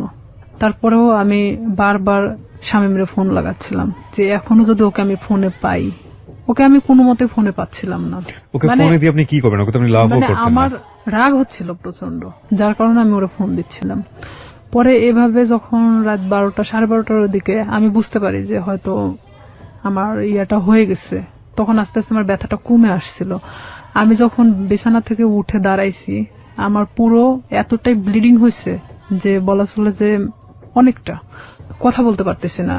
পাশের রুমে আমার বড় বোন থাকতো, তো আমার বড় বোনকে একবার ডাক দিলাম, তারা তো গভীর ঘুমে আছে। 2-3 বার ডাক দেওয়ার পরে শুনলো, শোনার পর বলতেছি কি হয়েছে? তো বললাম আমি না খুব অসুস্থ। তা আমি শুধু দরজাটা খুলে দিয়ে চলে আসলাম। আয়শা, আমি মানে কোনো মতে ঠিক থাকতে পারতেছি না, মানে আমার পেটের ব্যথাটা নাই, বাট এত পরিমাণ ব্লিডিং হচ্ছে যে আমার শরীর থেকে বলা চলে যে সব রক্ত বের হয়ে গেছে। পরে আমার বড় বোন, ও তো তখন প্রেগনেন্ট ছিল, পুরো প্রেগনেন্ট, তখন বাচ্চা হওয়ার জন্য আমাদের বাড়িতে আসছিল। আমার যে ব্লিডিং হচ্ছে মানে এটা তো অনেক নার্ভাস ছিল যে কেন এটা হলো। তখন ও দৌড়ে গিয়ে মাকে ডাকে, মায়ের রুম থেকে মা উঠে আসে, আমার বাবা উঠে আসে, আমার ভাইও আসে। তখন আসে বলতেছে হঠাৎ এরকম কেন হলো। তো এইখানে আমি বললাম আমি জানি না, আমি তো ঘুমাচ্ছিলাম, হঠাৎ আমি এটা মনে হলো যে আমি বাথরুমে যাব, তো ওঠার পরে দেখি যে এই অবস্থা, কিন্তু কেন হয়েছে আমি বলতে পারি না। এই বলার পরে মানে আমি অনেক মানে থরথরে কাঁপতেছিলাম, কারণ আমার শরীরে কোনো রক্ত নাই। তখন আমি মানে আমার মৃত্যুর 1 সেকেন্ড আগে আমি কারোর কাছে ছোট হতে চাচ্ছি না। যে আমি কখনোই যে আমি যে রেপ হয়েছি এই কথাটা আমি কাউকে বলতে চাচ্ছি না, কোনো মতেই না। তখন আমার বড় চাচি আসে, আসার পরে সে বলতেছে যে ওর তো যেভাবে ব্লিডিং হচ্ছে তাতে তো ওকে বাঁচায় রাখা কঠিন হয়ে যাবে। তো আমার মা তো ডিম সিদ্ধ দিল, যে ডিম তো একটা শক্তিশালী জিনিস, দুধ ডিম আমারে খাওয়ানোর চেষ্টা করলো। তো আমি ওই মুহূর্তের জন্য খাইলাম, কারণ ওই মুহূর্তে আর আমার রুচিতে সমস্যা ছিল না। মানে আমার যে একটা খাবার প্রবলেম ছিল, এই প্রবলেমটা তখন ছিল না। পরে আমাকে তো হসপিটালে নিয়ে যাইতে চাইলো, কিন্তু আমি কোনো মতে হসপিটালে যাচ্ছি না। যে আমি যদি হসপিটালে যাই, আর ওই যে ডাক্তারের থেকে আমি ওষুধটা নিয়ে আসছি, ডাক্তার বলতে ডিসপেন্সারি থেকে, সেই ডিসপেন্সারিটা ছিল ঠিক হসপিটালের গেটের সামনেই। আমার কথা আমার মৃত্যু হয়ে যাক, কিন্তু আমি কখনোই হসপিটালে যাব না। আমি এক কথায় আমার মাকে বোঝাচ্ছিলাম যে না, ওখানে গেলে আমাকে ইনজেকশন দিবে। আমি মানে ওর সিরিঞ্জকে খুব ভয় পেতাম ছোট থেকেই। মা বলতে কি আমার সবাই জানতো যে আমি সিরিঞ্জ অনেক ভয় পাই। আমি বলতেছি না, ওখানে গেলে ডাক্তার আমাকে ধরে ইনজেকশন দিবে, আমি থাকতে পারবো না, আমি মারা যাবো। তার চেয়ে বরঞ্চ আমি এখানে মারা যাই। আমি কিছুতেই মানে হসপিটালে যেতে ইচ্ছুক না। পরে এর মধ্যে এক ডাক্তারকে নিয়ে আসা হলো, আমার বাবা গিয়ে নিয়ে আসলো। নিয়ে আসার পরে এখনো কিছু বলে নাই যে সেই দিন কি বুঝতে পারছিল কিনা যে আমি কি করছি। সে বলতেছে এটা হঠাৎ করে হওয়ার তো কোনো মানেই হয় না, এটা আসলে টেস্ট করানো দরকার। তখন আমি বলতেছি না, আমি টেস্ট করাবো না। তো বলতেছে কেন? তেমন বলতেছে যে আচ্ছা, এটা সিম্পল একটা জিনিস, দেখবা কাল ঠিক হয়ে গেছে। তখন আমার মা বলতেছে তোর প্রবলেমটা কি, তুই কেন এগুলোকে টেস্ট করাতে চাচ্ছিস না? তেমন বলছে হ্যাঁ ঠিক আছে, টেস্ট করাবো, কিন্তু আমাকে যদি কোনো ওষুধ দেয় আমি খাবো, কিন্তু আমাকে যদি কোনো ইনজেকশন দেওয়া হয় আমি কিন্তু নিব না। মানে তাদেরকে আমি শুধু ইনজেকশনের ভয়টা দেখাচ্ছিলাম। তো বলতেছে আচ্ছা ঠিক আছে।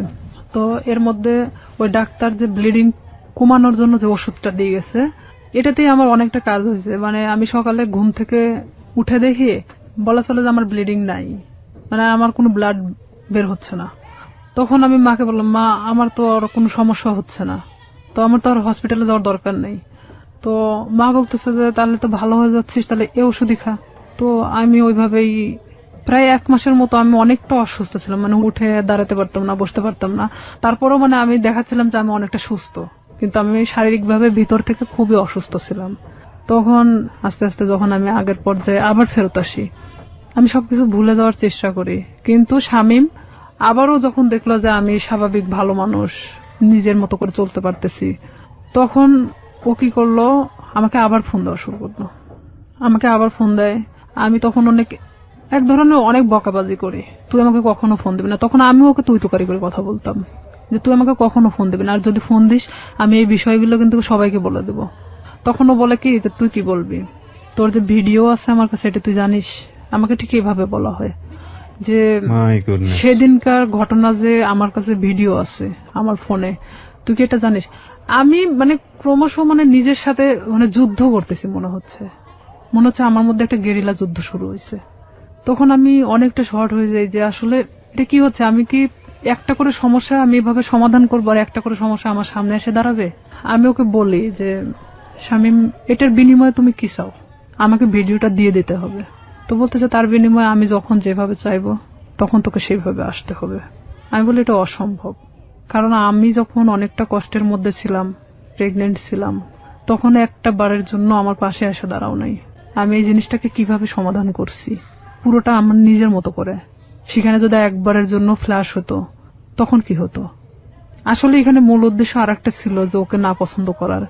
ওর অনেক মেয়ের সাথে সম্পর্ক ছিল, যেটা আমি জানতাম, আমার ভাই অনেক সময় গল্প করতো, যার কারণে ওকে আমি অ্যাকসেপ্ট করতাম না। তাছাড়া এত কিছুর মাঝখানে আমি ওকে অ্যাকসেপ্ট করাটাই স্বাভাবিক ছিল, কিন্তু আমি ওর ঘটনা জানতাম যে ও এরকমই মানুষের সাথে করে, যার কারণে আমি ওকে পছন্দ করতাম না। তখন ও বলে কি, তুই যদি কালকে সকালে আমার বাসায় না আসিস আমি তাহলে তো কিন্তু এই ভিডিওটা দেখবি যে কালকে বিকেলবেলা সবার হাতে চলে গেছে। আমি একবার ভাবতেছিলাম যে আমি কি আমার ফ্যামিলিকে কথাটা জানাবো, আবার এটাও ভাবতেছিলাম যে এটা কিভাবে সম্ভব আমি এই কথাগুলো তাদেরকে বলবো। আর আমার লাইফে তো আমার অনেক বড় হওয়ার দরকার, যেখানে আমি থেমে যাবো এখানেই। হয়তো আমার পড়াশোনা হবে না, হয়তো মানুষ আমাকে নিয়ে বিভিন্ন ধরনের কথা বলবে। আমি কিভাবে সম্ভব যে আমি সামনের দিকে আগাবো? তখন সবকিছু নিজেকে যেভাবেই হোক না কেন আমি বলি যে হ্যাঁ আমি তোমার কথা শুনবো, কিন্তু আমাকে ভিডিওটা দিয়ে দিতে হবে, কিন্তু কোনো কপি রাখা যাবে না। তো আমাকে বলে যে ঠিক আছে আমি দিয়ে দিব, কিন্তু কিছুদিন পর, আগে দেখি যে তোমার মতিগতিটা কি। তখন নেক্সট টাইম আমি ওর বাসাতে আরেকবার যাই। যাওয়ার পরে তখন আমি বিভিন্ন কৌশলে চেষ্টা করে ওর থেকে ভিডিও, আমি ওকে বোঝাতে চাই যে আসলে এক পর্যায়ে ওকে আমি পছন্দ করে ফেলছি। তখন ওকে আমি এভাবে বলি যে ঠিক আছে ভিডিওটা আমাকে দেখাও, আমি নিব না, বাট আমাকে দেখাও, প্রয়োজন হলে তুমি আরো ভিডিও করো, সমস্যা নেই, কারণ এখন আমি তোমাকে পছন্দ করি। আমি তাকে ঠিক এভাবে বোঝাচ্ছিলাম যে আমি ভিডিওটা যে কোনো কৌশলে নিতে চাচ্ছিলাম। তখন এক পর্যায়ে ওর বাসাতে আমি 2 থেকে 3 বার যখন যাই, যাওয়ার পরে ওর এক ধরনের হয়তো বিশ্বাস হয়ে যায় যে আমি হয়তো তাকে পছন্দ করি এখন। তখন সে কি করে, ভিডিওটা একদিন আমাকে দেখাচ্ছিল, মানে তো সেদিন ওর বাসাতে ওর মা আছে, কিন্তু আমি পিছন দরজা দিয়ে ঢুকছি, আমাকে কখনো ভিতরে কথা বলতে দিত না। তো ভিডিওটা যখন আমি দেখছিলাম, ওর মা তখন মানে রুমে নক করতেছিল, তখন ও আমাকে বলে কি যে তুমি ওই পাশে ওয়ার্ড্রোবের ওই পাশে দাঁড়াও, আমি দরজাটা খুলি।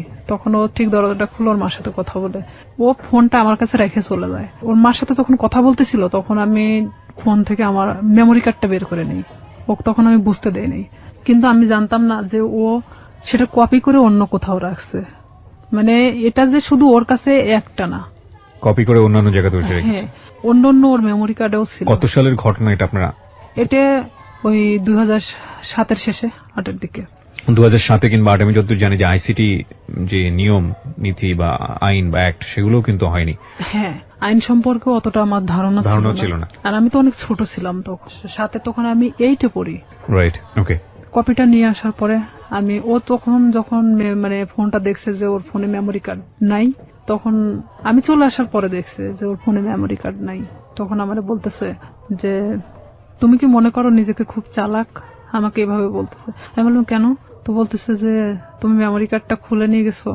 আমি বললাম যে আমি তখন ঠিক এভাবেই বলি, আমি এটার অপেক্ষাতেই ছিলাম। তো বলতেছে তুমি, তোমার ধারণা কি করে হলো যে আমার কাছে একটা থাকবে, আমি যেটা তোমাকে দেখাচ্ছিলাম সেটা কপি ছিল, আমাকে এভাবে বললো। ও কি সত্যি সত্যি ভিডিওটা করেছিল? হ্যাঁ, ছিল। ওকে। তারপরে আমি ওটা নিশ্চিন্ত হওয়ার জন্য দেখলাম, এই মেমোরি কার্ডটা আমার ফোনে তুললাম, তুলে দেখি যে হ্যাঁ, সেই দিনের যে ধস্তাধস্তির ঘটনাটা ছিল সেটাও পুরোটাই ওর প্ল্যান মাফিক ছিল। ওকে। তখন ওর ফোনটা যে ওর ওয়ার্ড্রোবের উপর মানে ভিডিও হচ্ছে এটা আমি জানতাম না তখনকার জন্য।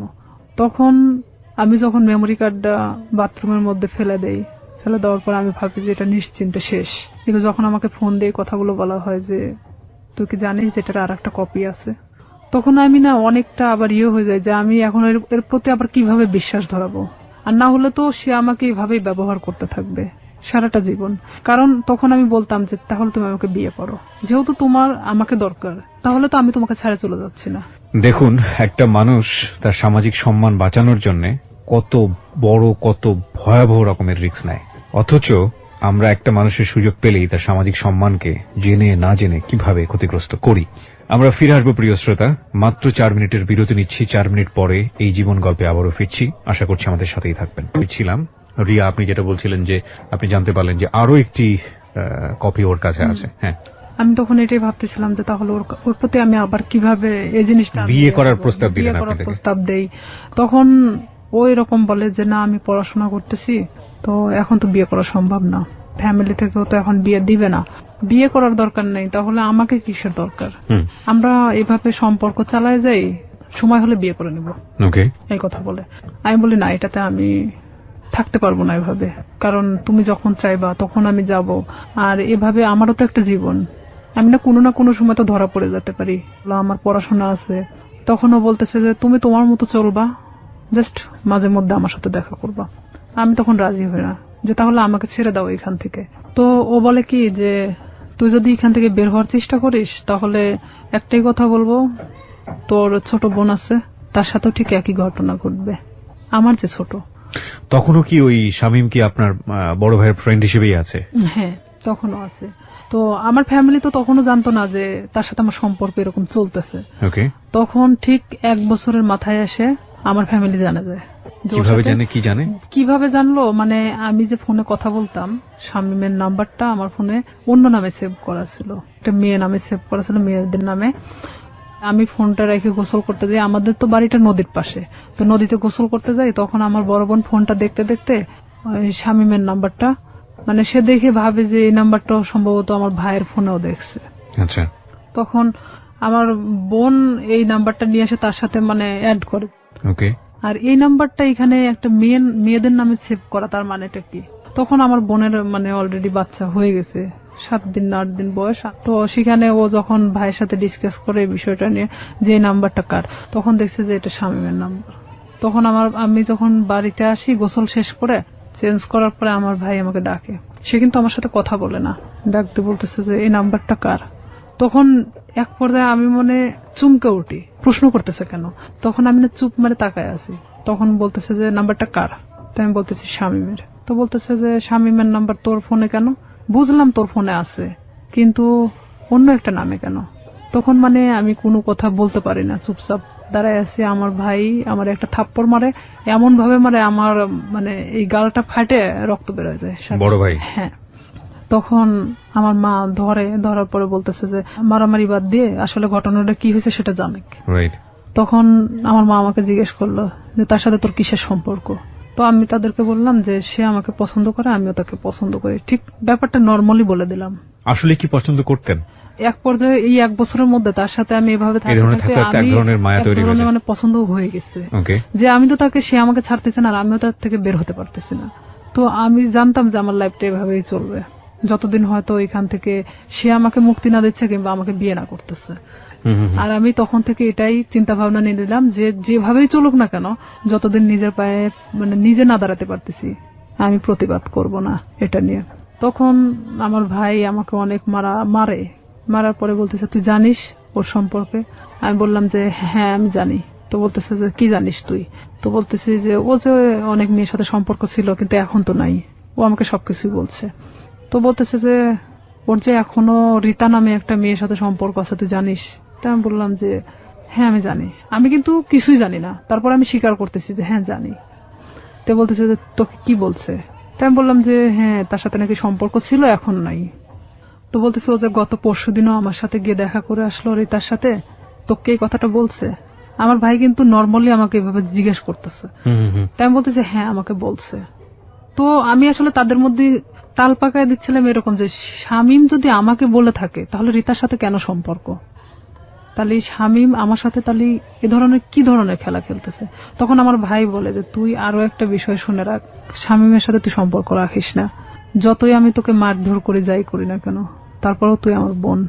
ও আমাকে মারার জন্য তোকে বেছে নিছে। আমি বললাম কেন? তো বলতেছে যে একটা বিষয় নিয়ে ওর সাথে আমার গন্ডগোল হয়েছে, যার কারণে ও আমাকে এমন ভাবে মারতে চাচ্ছে যেটা মৃত মানুষের চেয়েও অন্যরকম একটা ইয়া। তো এখন আমি বলতেছি যে হ্যাঁ সেটা বিষয় আমি জানি, মানে এক কথায় আমি সবকিছু স্বীকার করতেছি যে আমি জানি। তখন এক পর্যায়ে আমি শুয়ে এটা ভাবতে থাকি যে আসলে আমার ভাইয়ের সাথে কি ঘটছে তার। তখন আমি শামীমরে ফোন লাগাই বলি শামীম ভাইয়ের সাথে তোমার প্রবলেমটা কি? তো বলতেছে কি না তো কোনো প্রবলেম নাই। তাই আমি বললাম যে ভাই তো তোমার আমার বিষয় জানে গেছে, তো এইখানে এখন আমার মনে হয় যে বলে দেওয়াটা উচিত সবকিছু। তো বলতেছে যে না বলো না, এখানে সমস্যাটা হলো কি আমি তো পড়াশোনা করি, এখন যদি আমি তোমাকে বিয়ে করি, ও তখন এখন এক ধরনের নর্মালি মানে কথা বলতেছে, তোমাকে যদি আমি এখন বিয়ে করি তাহলে আমাকে কিন্তু গার্মেন্টসে থাকা ছাড়া উপায় হবে না, কারণ আমার ফ্যামিলি তোমাকে কখনোই মানে নেবে না। তারা চায় যে তার ছেলেকে বিয়ে দিবে একটা চাকরিজীবী মেয়ের সাথে। আমার রাগ ওঠে একটু যে তুই জানিস যে তোর ফ্যামিলি তোকে আমার সাথে বিয়ে দিবে না, এটা আমিও জানতাম, তাহলে আমার সাথে এটা করার দরকার ছিল কি? এক পর্যায়ে তার সাথে আমার অনেক রাগারাগি হয়। এটা 2008 সালের ঘটনা। তারপরে শামীম এক পর্যায়ে আমার সাথে একটা ব্রেকআপ সৃষ্টি করে। সে চাচ্ছিল যে আমি তার থেকে দূরে সরে যাই, আর আমিও তখন এক পর্যায়ে চাচ্ছিলাম যে আমি যে কোনো মূল্য ওকে চাই। সে আমার জীবনটাকে নিয়ে এভাবে খেলতে পারে না, কারণ আমার ফ্যামিলি তখন জেনে গেছে যে তার সাথে আমার সম্পর্ক চলতেছে। তখন এক পর্যায়ে আমি আমার ফ্যামিলির সাথেও যুদ্ধ করি, আর এদিকে ও আমাকে কিন্তু যতটাই ভালোবাসুক না কেন আমার ফ্যামিলি থেকেও দূরে সরায় দিছে। দেখা যাচ্ছে আমার ফ্যামিলির বিষয়ে অনেক কথা বলে যে তোমার ভাই আমার থেকে দূরে সরানোর জন্য তোমাকে এই ধরনের হয়তো খারাপ কথা বলে আমার সম্পর্কে। তো আমি দেখতাম যে অবশ্যই আমার ভালোবাসার সম্পর্ক ফাটল ধরানোর জন্য তারা হয়তো এই ধরনের তার খারাপ বিষয়গুলো তুলে ধরে। তো এক পর্যায়ে আমার ফ্যামিলির সাথে কথা বলা বন্ধ করে দেই আমি। 2011 সালে ওর সাথে আমার ফুললি ব্রেকআপ হয়ে যায়, মানে ওর সাথে আমার কোনো প্রকার যোগাযোগ নেই। আর হঠাৎ করে মানে ও ফোন টোন অফ করে দিছে, কোনোভাবে খুঁজে পাওয়া যাচ্ছে না, মানে আমি অন্তত ওকে খুঁজে পাচ্ছি না। এক পর্যায়ে এলাকার এর মধ্যে সবাই জানে গেছে যে শামীমের সাথে আমার সম্পর্ক, কিন্তু এই যে পূর্বে যে ঘটনাটা যে সম্পর্কটা সৃষ্টি হলো কোথা থেকে এটা কিন্তু কেউই জানতো না। ব্রেকআপের পরে আমি দিশেহারা হয়ে যাই যে আমি এখন কি করব। তখন এর মধ্যে 2010 সালে তো আমি এসএসসি পাস করছি। অলওয়েজ সময় নিয়োগপত্র দেখে থাকি যে কখন কোথায় নিয়োগ দিচ্ছে। এক পর্যায়ে দেখি যে হ্যাঁ পুলিশে নিয়োগ দিচ্ছে, কিন্তু আমার বয়স হয়নি, 18 বছর পূর্ণ হয়নি। দিশেহারার মতো আমি একজন ঘুরি, এবং ঘুরতে ঘুরতে এক পর্যায়ে আমি ভাবি যে না, আমার একমাত্র এখন বাঁচার উপায় আমার নিজেকে চালানোর মতো একটা লাইফ তৈরি করতে হবে। 2012 সালের সেপ্টেম্বরের দিকে একটা নিয়োগ হয় পুলিশ ডিপার্টমেন্টে। এর মধ্যে কিন্তু শামীমের সাথে আমার কোনো প্রকার যোগাযোগ নেই, কোনো প্রকার সম্পর্ক নাই। আর ওকে, কিন্তু মনের মধ্যে ভয়টা কাজ করে, না জানি কখন ভিডিওটা পাবলিশ করে দেয়, তাই কি? নাকি ও ভিডিওটার বিষয়টাও ছিল। আর একটা কথা যে এক পর্যায়ে আমি ওকে ভালোবেসে ফেলছিলাম। আর একটা বিষয় যে আমার এটা চিন্তা ছিল যে তুই যদি ভিডিওটা ফ্ল্যাশ করিস অন্তত আমি তোর গলায় ঝুলে যাব। আমি জানতাম যে তারপরে পাবলিসিটিতে এটা দেখাবে না। ঠিক আছে, তো ওর গলায় ঝুললে আমার কোনো আপত্তি নাই, ও যদি করে তো করবে। আমি পুরোটাই এখন ওর গলায় ঝুলার জন্য মানে প্রস্তুত। এই জন্যই বলি জীবন নাটকের চেয়েও নাটকীয়। আমরা যে সরল রৈখিক চিন্তাটা করছিলাম, চিন্তা করে দেখুন এই যে ভিডিওটা নিয়ে স্বাভাবিকভাবে আমাদের যে চিন্তাটা, এবং এই চিন্তার সাথে ওর চিন্তারও একটা মিল আমরা পাচ্ছিলাম, কিন্তু কিভাবে এটা টুইস্ট করলো। হিন্দি সিরিয়াল আসলে দেখার দরকার নাই। আমার মনে হয় যে নিজের এক একটা এরকম জীবন গল্প যদি জানা যায়, এটা সিরিয়ালের চেয়েও অনেক ভয়াবহ কিছু। ওকে, এটা ভাবতেছি যে ওর গলায় ঝুলে দেবো। তখন ও চাচ্ছে কি যে ভিডিওটা আমি কখনো ফ্ল্যাশ করবো না। ও নিজেই মানে ভিডিওটাকে শেষ করে দিছে, এমনকি আমার নাম্বার টাম্বার সবকিছু ওর থেকে শেষ করে দিছে। এক পর্যায়ে ওর নাম্বার টাম্বার যখন সব চেঞ্জ করে নিছে, তখন তো ওর সাথে কোনো যোগাযোগের কোনো ইয়ে নাই আমার। আমি তখন দিশেহারা একটা যে আমাকে এখন আমার লাইফের দিকে আগাতে হবে, যেভাবে হোক আমি একটা সরকারি চাকরি করব। 2012 সালে যখন এই সেপ্টেম্বরের দিকে এই নিয়োগটা হয়, আমার ভাই চাচ্ছিল না যে আমি পুলিশ ডিপার্টমেন্টে আসি, কারণ ও অনেক আগেই কিন্তু ডিপার্টমেন্টে যোগদান করছে। আমার ভাই না চাওয়ার কারণ একটাই, সে চাচ্ছিল যে আমি যদি পুলিশে ঢুকি নিশ্চিত আমি শামীমকে বিয়ে করব। আর আমার ভাই কোনো মতেই শামীমকে মানে নিতে পারতেছিল না। তাতে আমাকে ত্যায্য করতে তারা রাজি আছে, কিন্তু শামীমকে কোনো মতে তারা মানতেছে না, কারণ ও এর আগেও আমার ভাইয়ের জানা মতো অনেক মেয়ের সাথে এই ধরনের ঘটনা ঘটাইছে। কিন্তু আমার সাথে কি ঘটনাটা ঘটছে এটা তো আমার ফ্যামিলির এমনকি কেউই জানতো না। তখন আমার বাবাকে বললাম যে অমুক দিন তো নিয়োগ, তা আমি তো দাঁড়াতে চাচ্ছি। তো আমার বাবা বলতেছে যে আমার ভাইয়ের নাম, তো বলতেছে পছন্দ করে না, আর এটা যদি আমি দাঁড়াতে সম্মতি দেই তাহলে দেখা যাবে যে এটা নিয়ে অনেক বাড়িতে এক ধরনের মারামারি শুরু হয়ে যাবে। তাই আমি বললাম যে যা হয় হবে, আপনি যদি আমাকে টাকা দেন দিবেন, না দিলে আমি এমনিতেই যাব, কারণ আমার তো কোনো লোক ধরা নাই, আমি শুধু যাব এই টাকাটাই চাচ্ছিলাম। তখন আমার বাবা আমাকে 2000 টাকা দেয়, আমি ওই টাকা নিয়ে পাবনা চলে যাই দাঁড়াতে। এক ইয়েতে আমাকে সিলেক্ট করে, কারণ আমি 5 ফিট 9 ইঞ্চি আর আমি একটা স্ট্রং বডির মানুষ। তো দেখার পরে আমাকে সবার পিছন থেকে নিয়ে যাওয়া হয়, ওখানে মাপে ওয়েটে সবকিছু দেখে আমি ঠিক হই। মেডিকেলেও দেখা যাচ্ছে আমার কোনো প্রকার সমস্যা নাই। যাই হোক, চাকরিটা হয় আপনার শেষ পর্যন্ত? তারপরে আমার চাকরিটা হয়, ওখান থেকে আমি বাড়িতে আসি। বাড়িতে আসার ঠিক আধা ঘন্টা 1 ঘন্টা পরে আমার ফোনে ফোন আসে একটা আনোয়ার নাম্বার থেকে। ফোন আসার পরে ওইটাই ছিল শামীমের নাম্বার। তখন শামীম আমাকে বলতেছে যে শুনলাম তোমার নাকি চাকরি হয়েছে। তাই আমি বললাম হ্যাঁ। তো আমি বললাম যে এতদিন পর আমাকে আবার খোঁজ নেওয়া। তো বলতেছে আসলে আমি অনেক সমস্যার মধ্যে ছিলাম, আমার প্রত্যেকটা ফোন আমার ফ্যামিলি কেড়ে নিছিল। মানে এটা কিন্তু পুরোটাই মিথ্যা কথা। আমি জানতাম, জানা সত্ত্বেও মানে আমি ওর সাথে আবারও কথা বলতে থাকি। ভালো লাগে আপনার? হ্যাঁ, যেহেতু আমি ওকে মনে প্রাণে চাচ্ছিলাম, আমি আবারও ওর সাথে কথা বলতে থাকি। আমি এর মধ্যে ট্রেনিং এ চলে যাই, ট্রেনিং শেষ করি, ডিস্ট্রিক্টে যখন জয়েন্ট করি। এর মধ্যে ব্যারাক সিস্টেম, ব্যারাকে কিন্তু আমরা একটা ব্যারাকে অনেক মানুষ থাকি, সেখানে আপনি ফোন এখানে রেখে যেতে পারেন, বাথরুমে যাচ্ছেন, কোনো একটা কাজে বাহিরে যাচ্ছেন, ফোনটা রেখে গেছেন। তো এখানে আমার পাশের বেডের একটা মেয়ে এই শামীমের নাম্বারটা নিছে, আমি জানতাম না।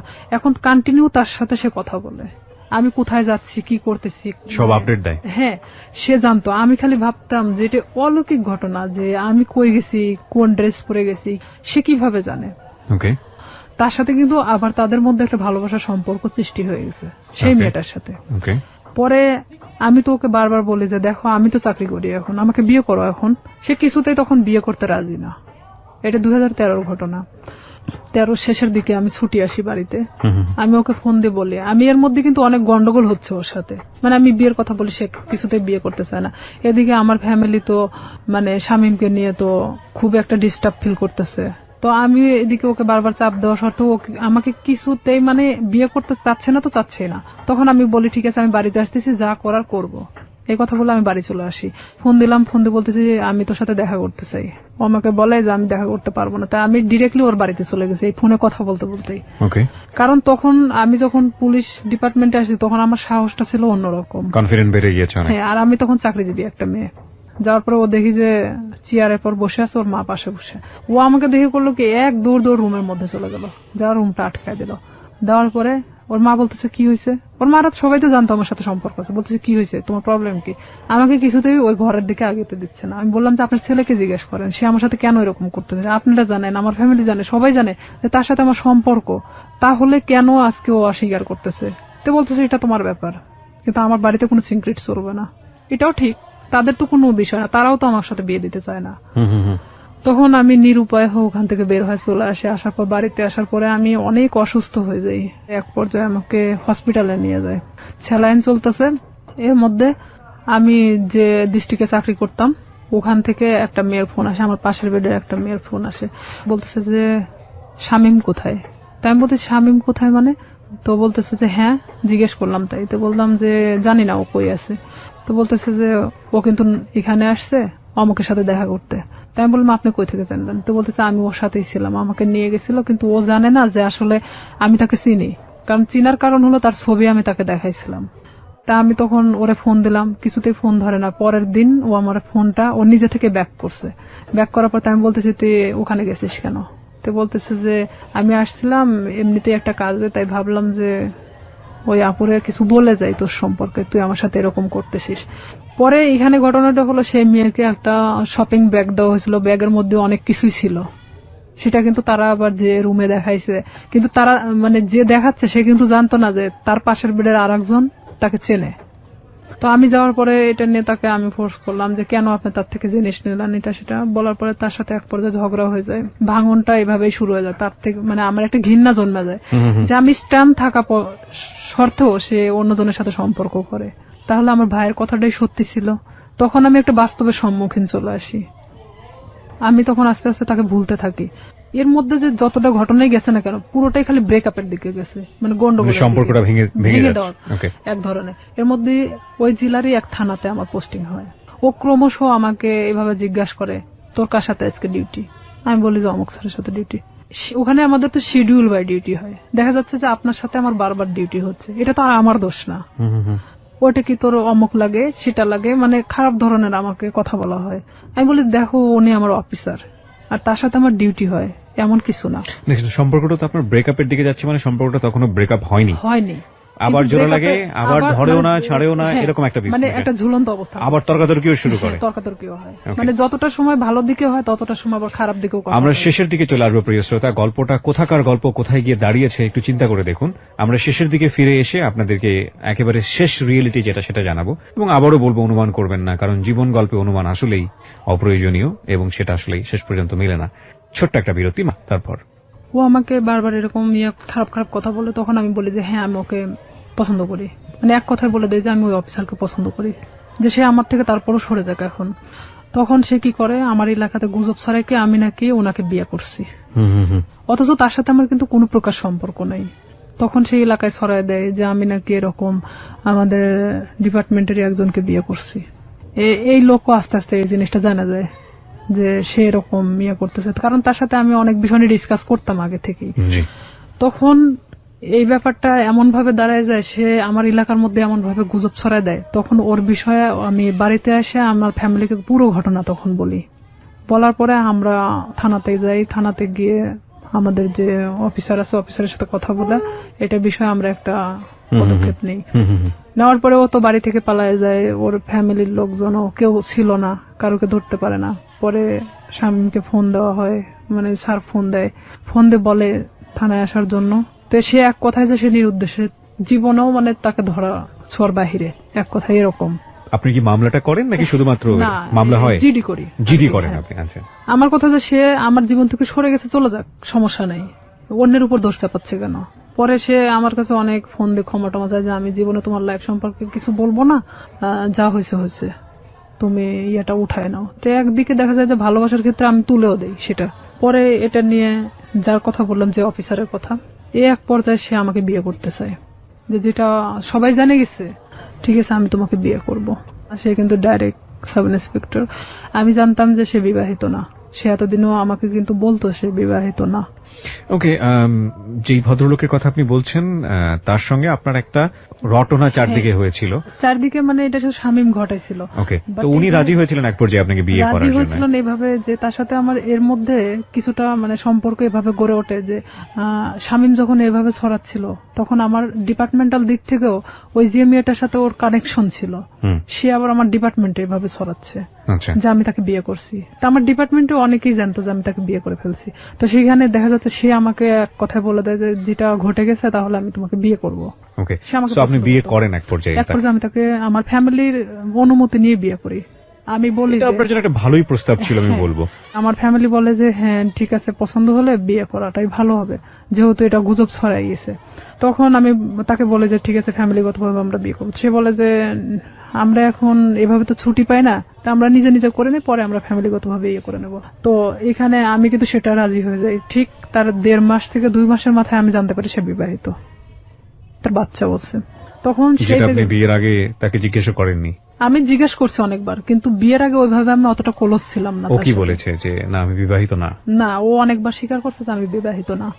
তো জানলেন আপনি? জানার পরে আমি তখন অনেকটাই কষ্ট পাই। কষ্ট পাওয়ার পর কষ্ট পাবেন কি? আমি তো যতদূর জানি যে এটা একটা মানে মারাত্মক রকমের আইন ভঙ্গন, এবং পুলিশের এত বড় একটা পোস্টে থেকে সে এই ধরনের কাজ করেছে মানে তো তার ক্লোজ হয়ে যাওয়ার কথা। অনেক কষ্ট পাই। কষ্ট পাওয়ার পরে ওকে আমি বলি যে এটা আমার সাথে করার কি দরকার ছিল। বাট সাহসটা পাই কিভাবে? সে সাহসটা পাইছে এভাবেই যে একটা ছেলে আমাকে এভাবে হ্যারাস করতেছে, তার সম্পর্কে তো আমি তার সাথে ডিসকাস করতাম। সেটা তো অন্য হিসাব, এটা তো ইনফরমাল হিসাব। কিন্তু ফর্মালি তো যদি যায় তাহলে তো চাকরি থাকবে না। সে এটাই ভাবতেছিল মেয়েটা তো এত কিছুর পরেও যেহেতু প্রকাশ করে নাই, তাহলে আমার ব্যাপারটাও হয়তো ওইভাবে প্রকাশ করবে না। ওকে, কিন্তু তার ফার্স্ট ওয়াইফ তো ঝামেলা করতে পারে, কনফিডেন্স এরকম ছিল। আচ্ছা, তখন এরকম যখন আমি দেখলাম যে না আইনার সাথে আমার সংসার করা সম্ভব না, তখন আমি কিভাবে আমার ফ্যামিলিকে বলবো আবার যে আমি বিয়ে করার পরে এখন সংসার করতে চাচ্ছি না। সম্ভব না কেন ভাবলেন? শুধু এই বিয়েটা সম্ভব না মানে তার বাচ্চা আছে, 2টা বাচ্চা, অলরেডি 2টা বাচ্চা। ওয়াইফের সঙ্গে কথা হয়েছিল? প্রথম ওয়াইফের সাথে আমি কথা বলছি। কি বলেন উনি? প্রথম ওয়াইফ জানতো বিষয়টা? ওনার প্রথম ওয়াইফ জানতো বিষয়টা কিরকম, ইনার সাথে যখন সম্পর্কটা হয়, বাট বিয়ে না এমনিতেই, তখন উনি আমাকে বলতো আমার ভাবির সাথে কথা বলো। আপনাকে ওনার ভাবির সাথে কথা বলতো? মানে ওনার ভাবি মানে ওনার ওয়াইফ ওনার ভাবি সাজতো। তাহলে কি এখানে দেখা যাচ্ছে না যে ওনার ওয়াইফ ব্যাপারটা জানতো? ওকে, ব্যাপারটা শুধু আমি জানতাম না। ভাবির সঙ্গে কি বিষয়ে কথা বলতেন? বিয়ের বিষয়ে কথা বলতাম। আমি বলতাম যে আমি তোকে পছন্দ করি, বলে যে হ্যাঁ পছন্দ। সে তো আমাকে বলে যে তুমি ওকে পছন্দ করো, মানে অনেক বিষয় নিয়ে। আসল কথা এক কথায় যে একটা প্রেমিক প্রেমিকার মধ্যে একটা ভাবি আসলে যা হয়, সে সবকিছু একটা ওয়াইফ হলে তো কখনো মানা সম্ভব না আমার মতে। মানে ওনার ওয়াইফের সঙ্গে কথা হতো ঠিকই, কিন্তু আসলে আমি জানতাম ওনার ভাবি হিসেবে, এবং উনিও সেটাই বলতো যে আমি ওনার ভাবি হই। ওনার বাচ্চাদের সাথে আমি কথা বলতাম, কারণ আমি জানতাম যে ওনার ভাইয়ের বাচ্চা এগুলো। এক পর্যায়ে সে যখন আমি সংসার করব না, তখন বলে যে কেন করবা না, আমি কি এমন একটা কথাই তো ভুল বলছি, তো আমার তো তোমাকে পালার মতো সামর্থ্য আছে, এটা সেটা আমাকে অনেক কিছু বোঝায়। তাই আমি বলি ঠিক আছে তাহলে আমি বাচ্চা কাচ্চা নিয়ে নেই, যেহেতু আমারও তো একটা লাইফ আছে। সে বলে যে না এখন বাচ্চা নিতে হবে না, এটা সেটা, মানে সে কোনো প্রকার আমাকে বাচ্চা নিতে দিবে না। তার মানে তখন কি আমি এটা বুঝবো না যে আমার লাইফের যত টাকা পয়সা আছে তারা আমার দিক গ্রাস করানোর চেষ্টা করতেছে? ক্রমশ সে আমার দিকে মানে টাকা পয়সা সবকিছু থেকে মানে আমার থেকে চাইতে শুরু করে। সে আমাকে দেওয়ার দূরের কথা, সে নিজেই আমার থেকে নিতে শুরু করে। ব্রেকআপ হতে হতে হতে হতে এখন লাস্ট পর্যায়ে আমাদের টোটালি ব্রেকআপ হয়ে গেছে। এই পর্যায়ে সেই ব্রেকআপের পরে শামীম এসে করতেছে কি, আমার বিভিন্ন ফেসবুক আইডি খুলতেছে, বিভিন্ন ছবি আপডেট করতেছে, মানে যেখানে আমি কখনো ফেসবুক চালাই না সেখানে দেখা যাচ্ছে ফেসবুক চালানো হচ্ছে। মানে আমার নামে অনেক কিছু করা হচ্ছে যে আমি নাকি আবারও বিয়ে করছি, কিন্তু আবারও এলাকার মধ্যে এক ধরনের গুজব ছড়ানো হচ্ছে। অনেক কিছু আমাকে একদিক থেকে শামীম আবারও চাপের মুখে রাখছে। মানে মাঝখানের জীবনটা ছিল একরকম, আর ফার্স্ট লাইফ আর এই লাস্ট লাইফটা আবার আগের মতো।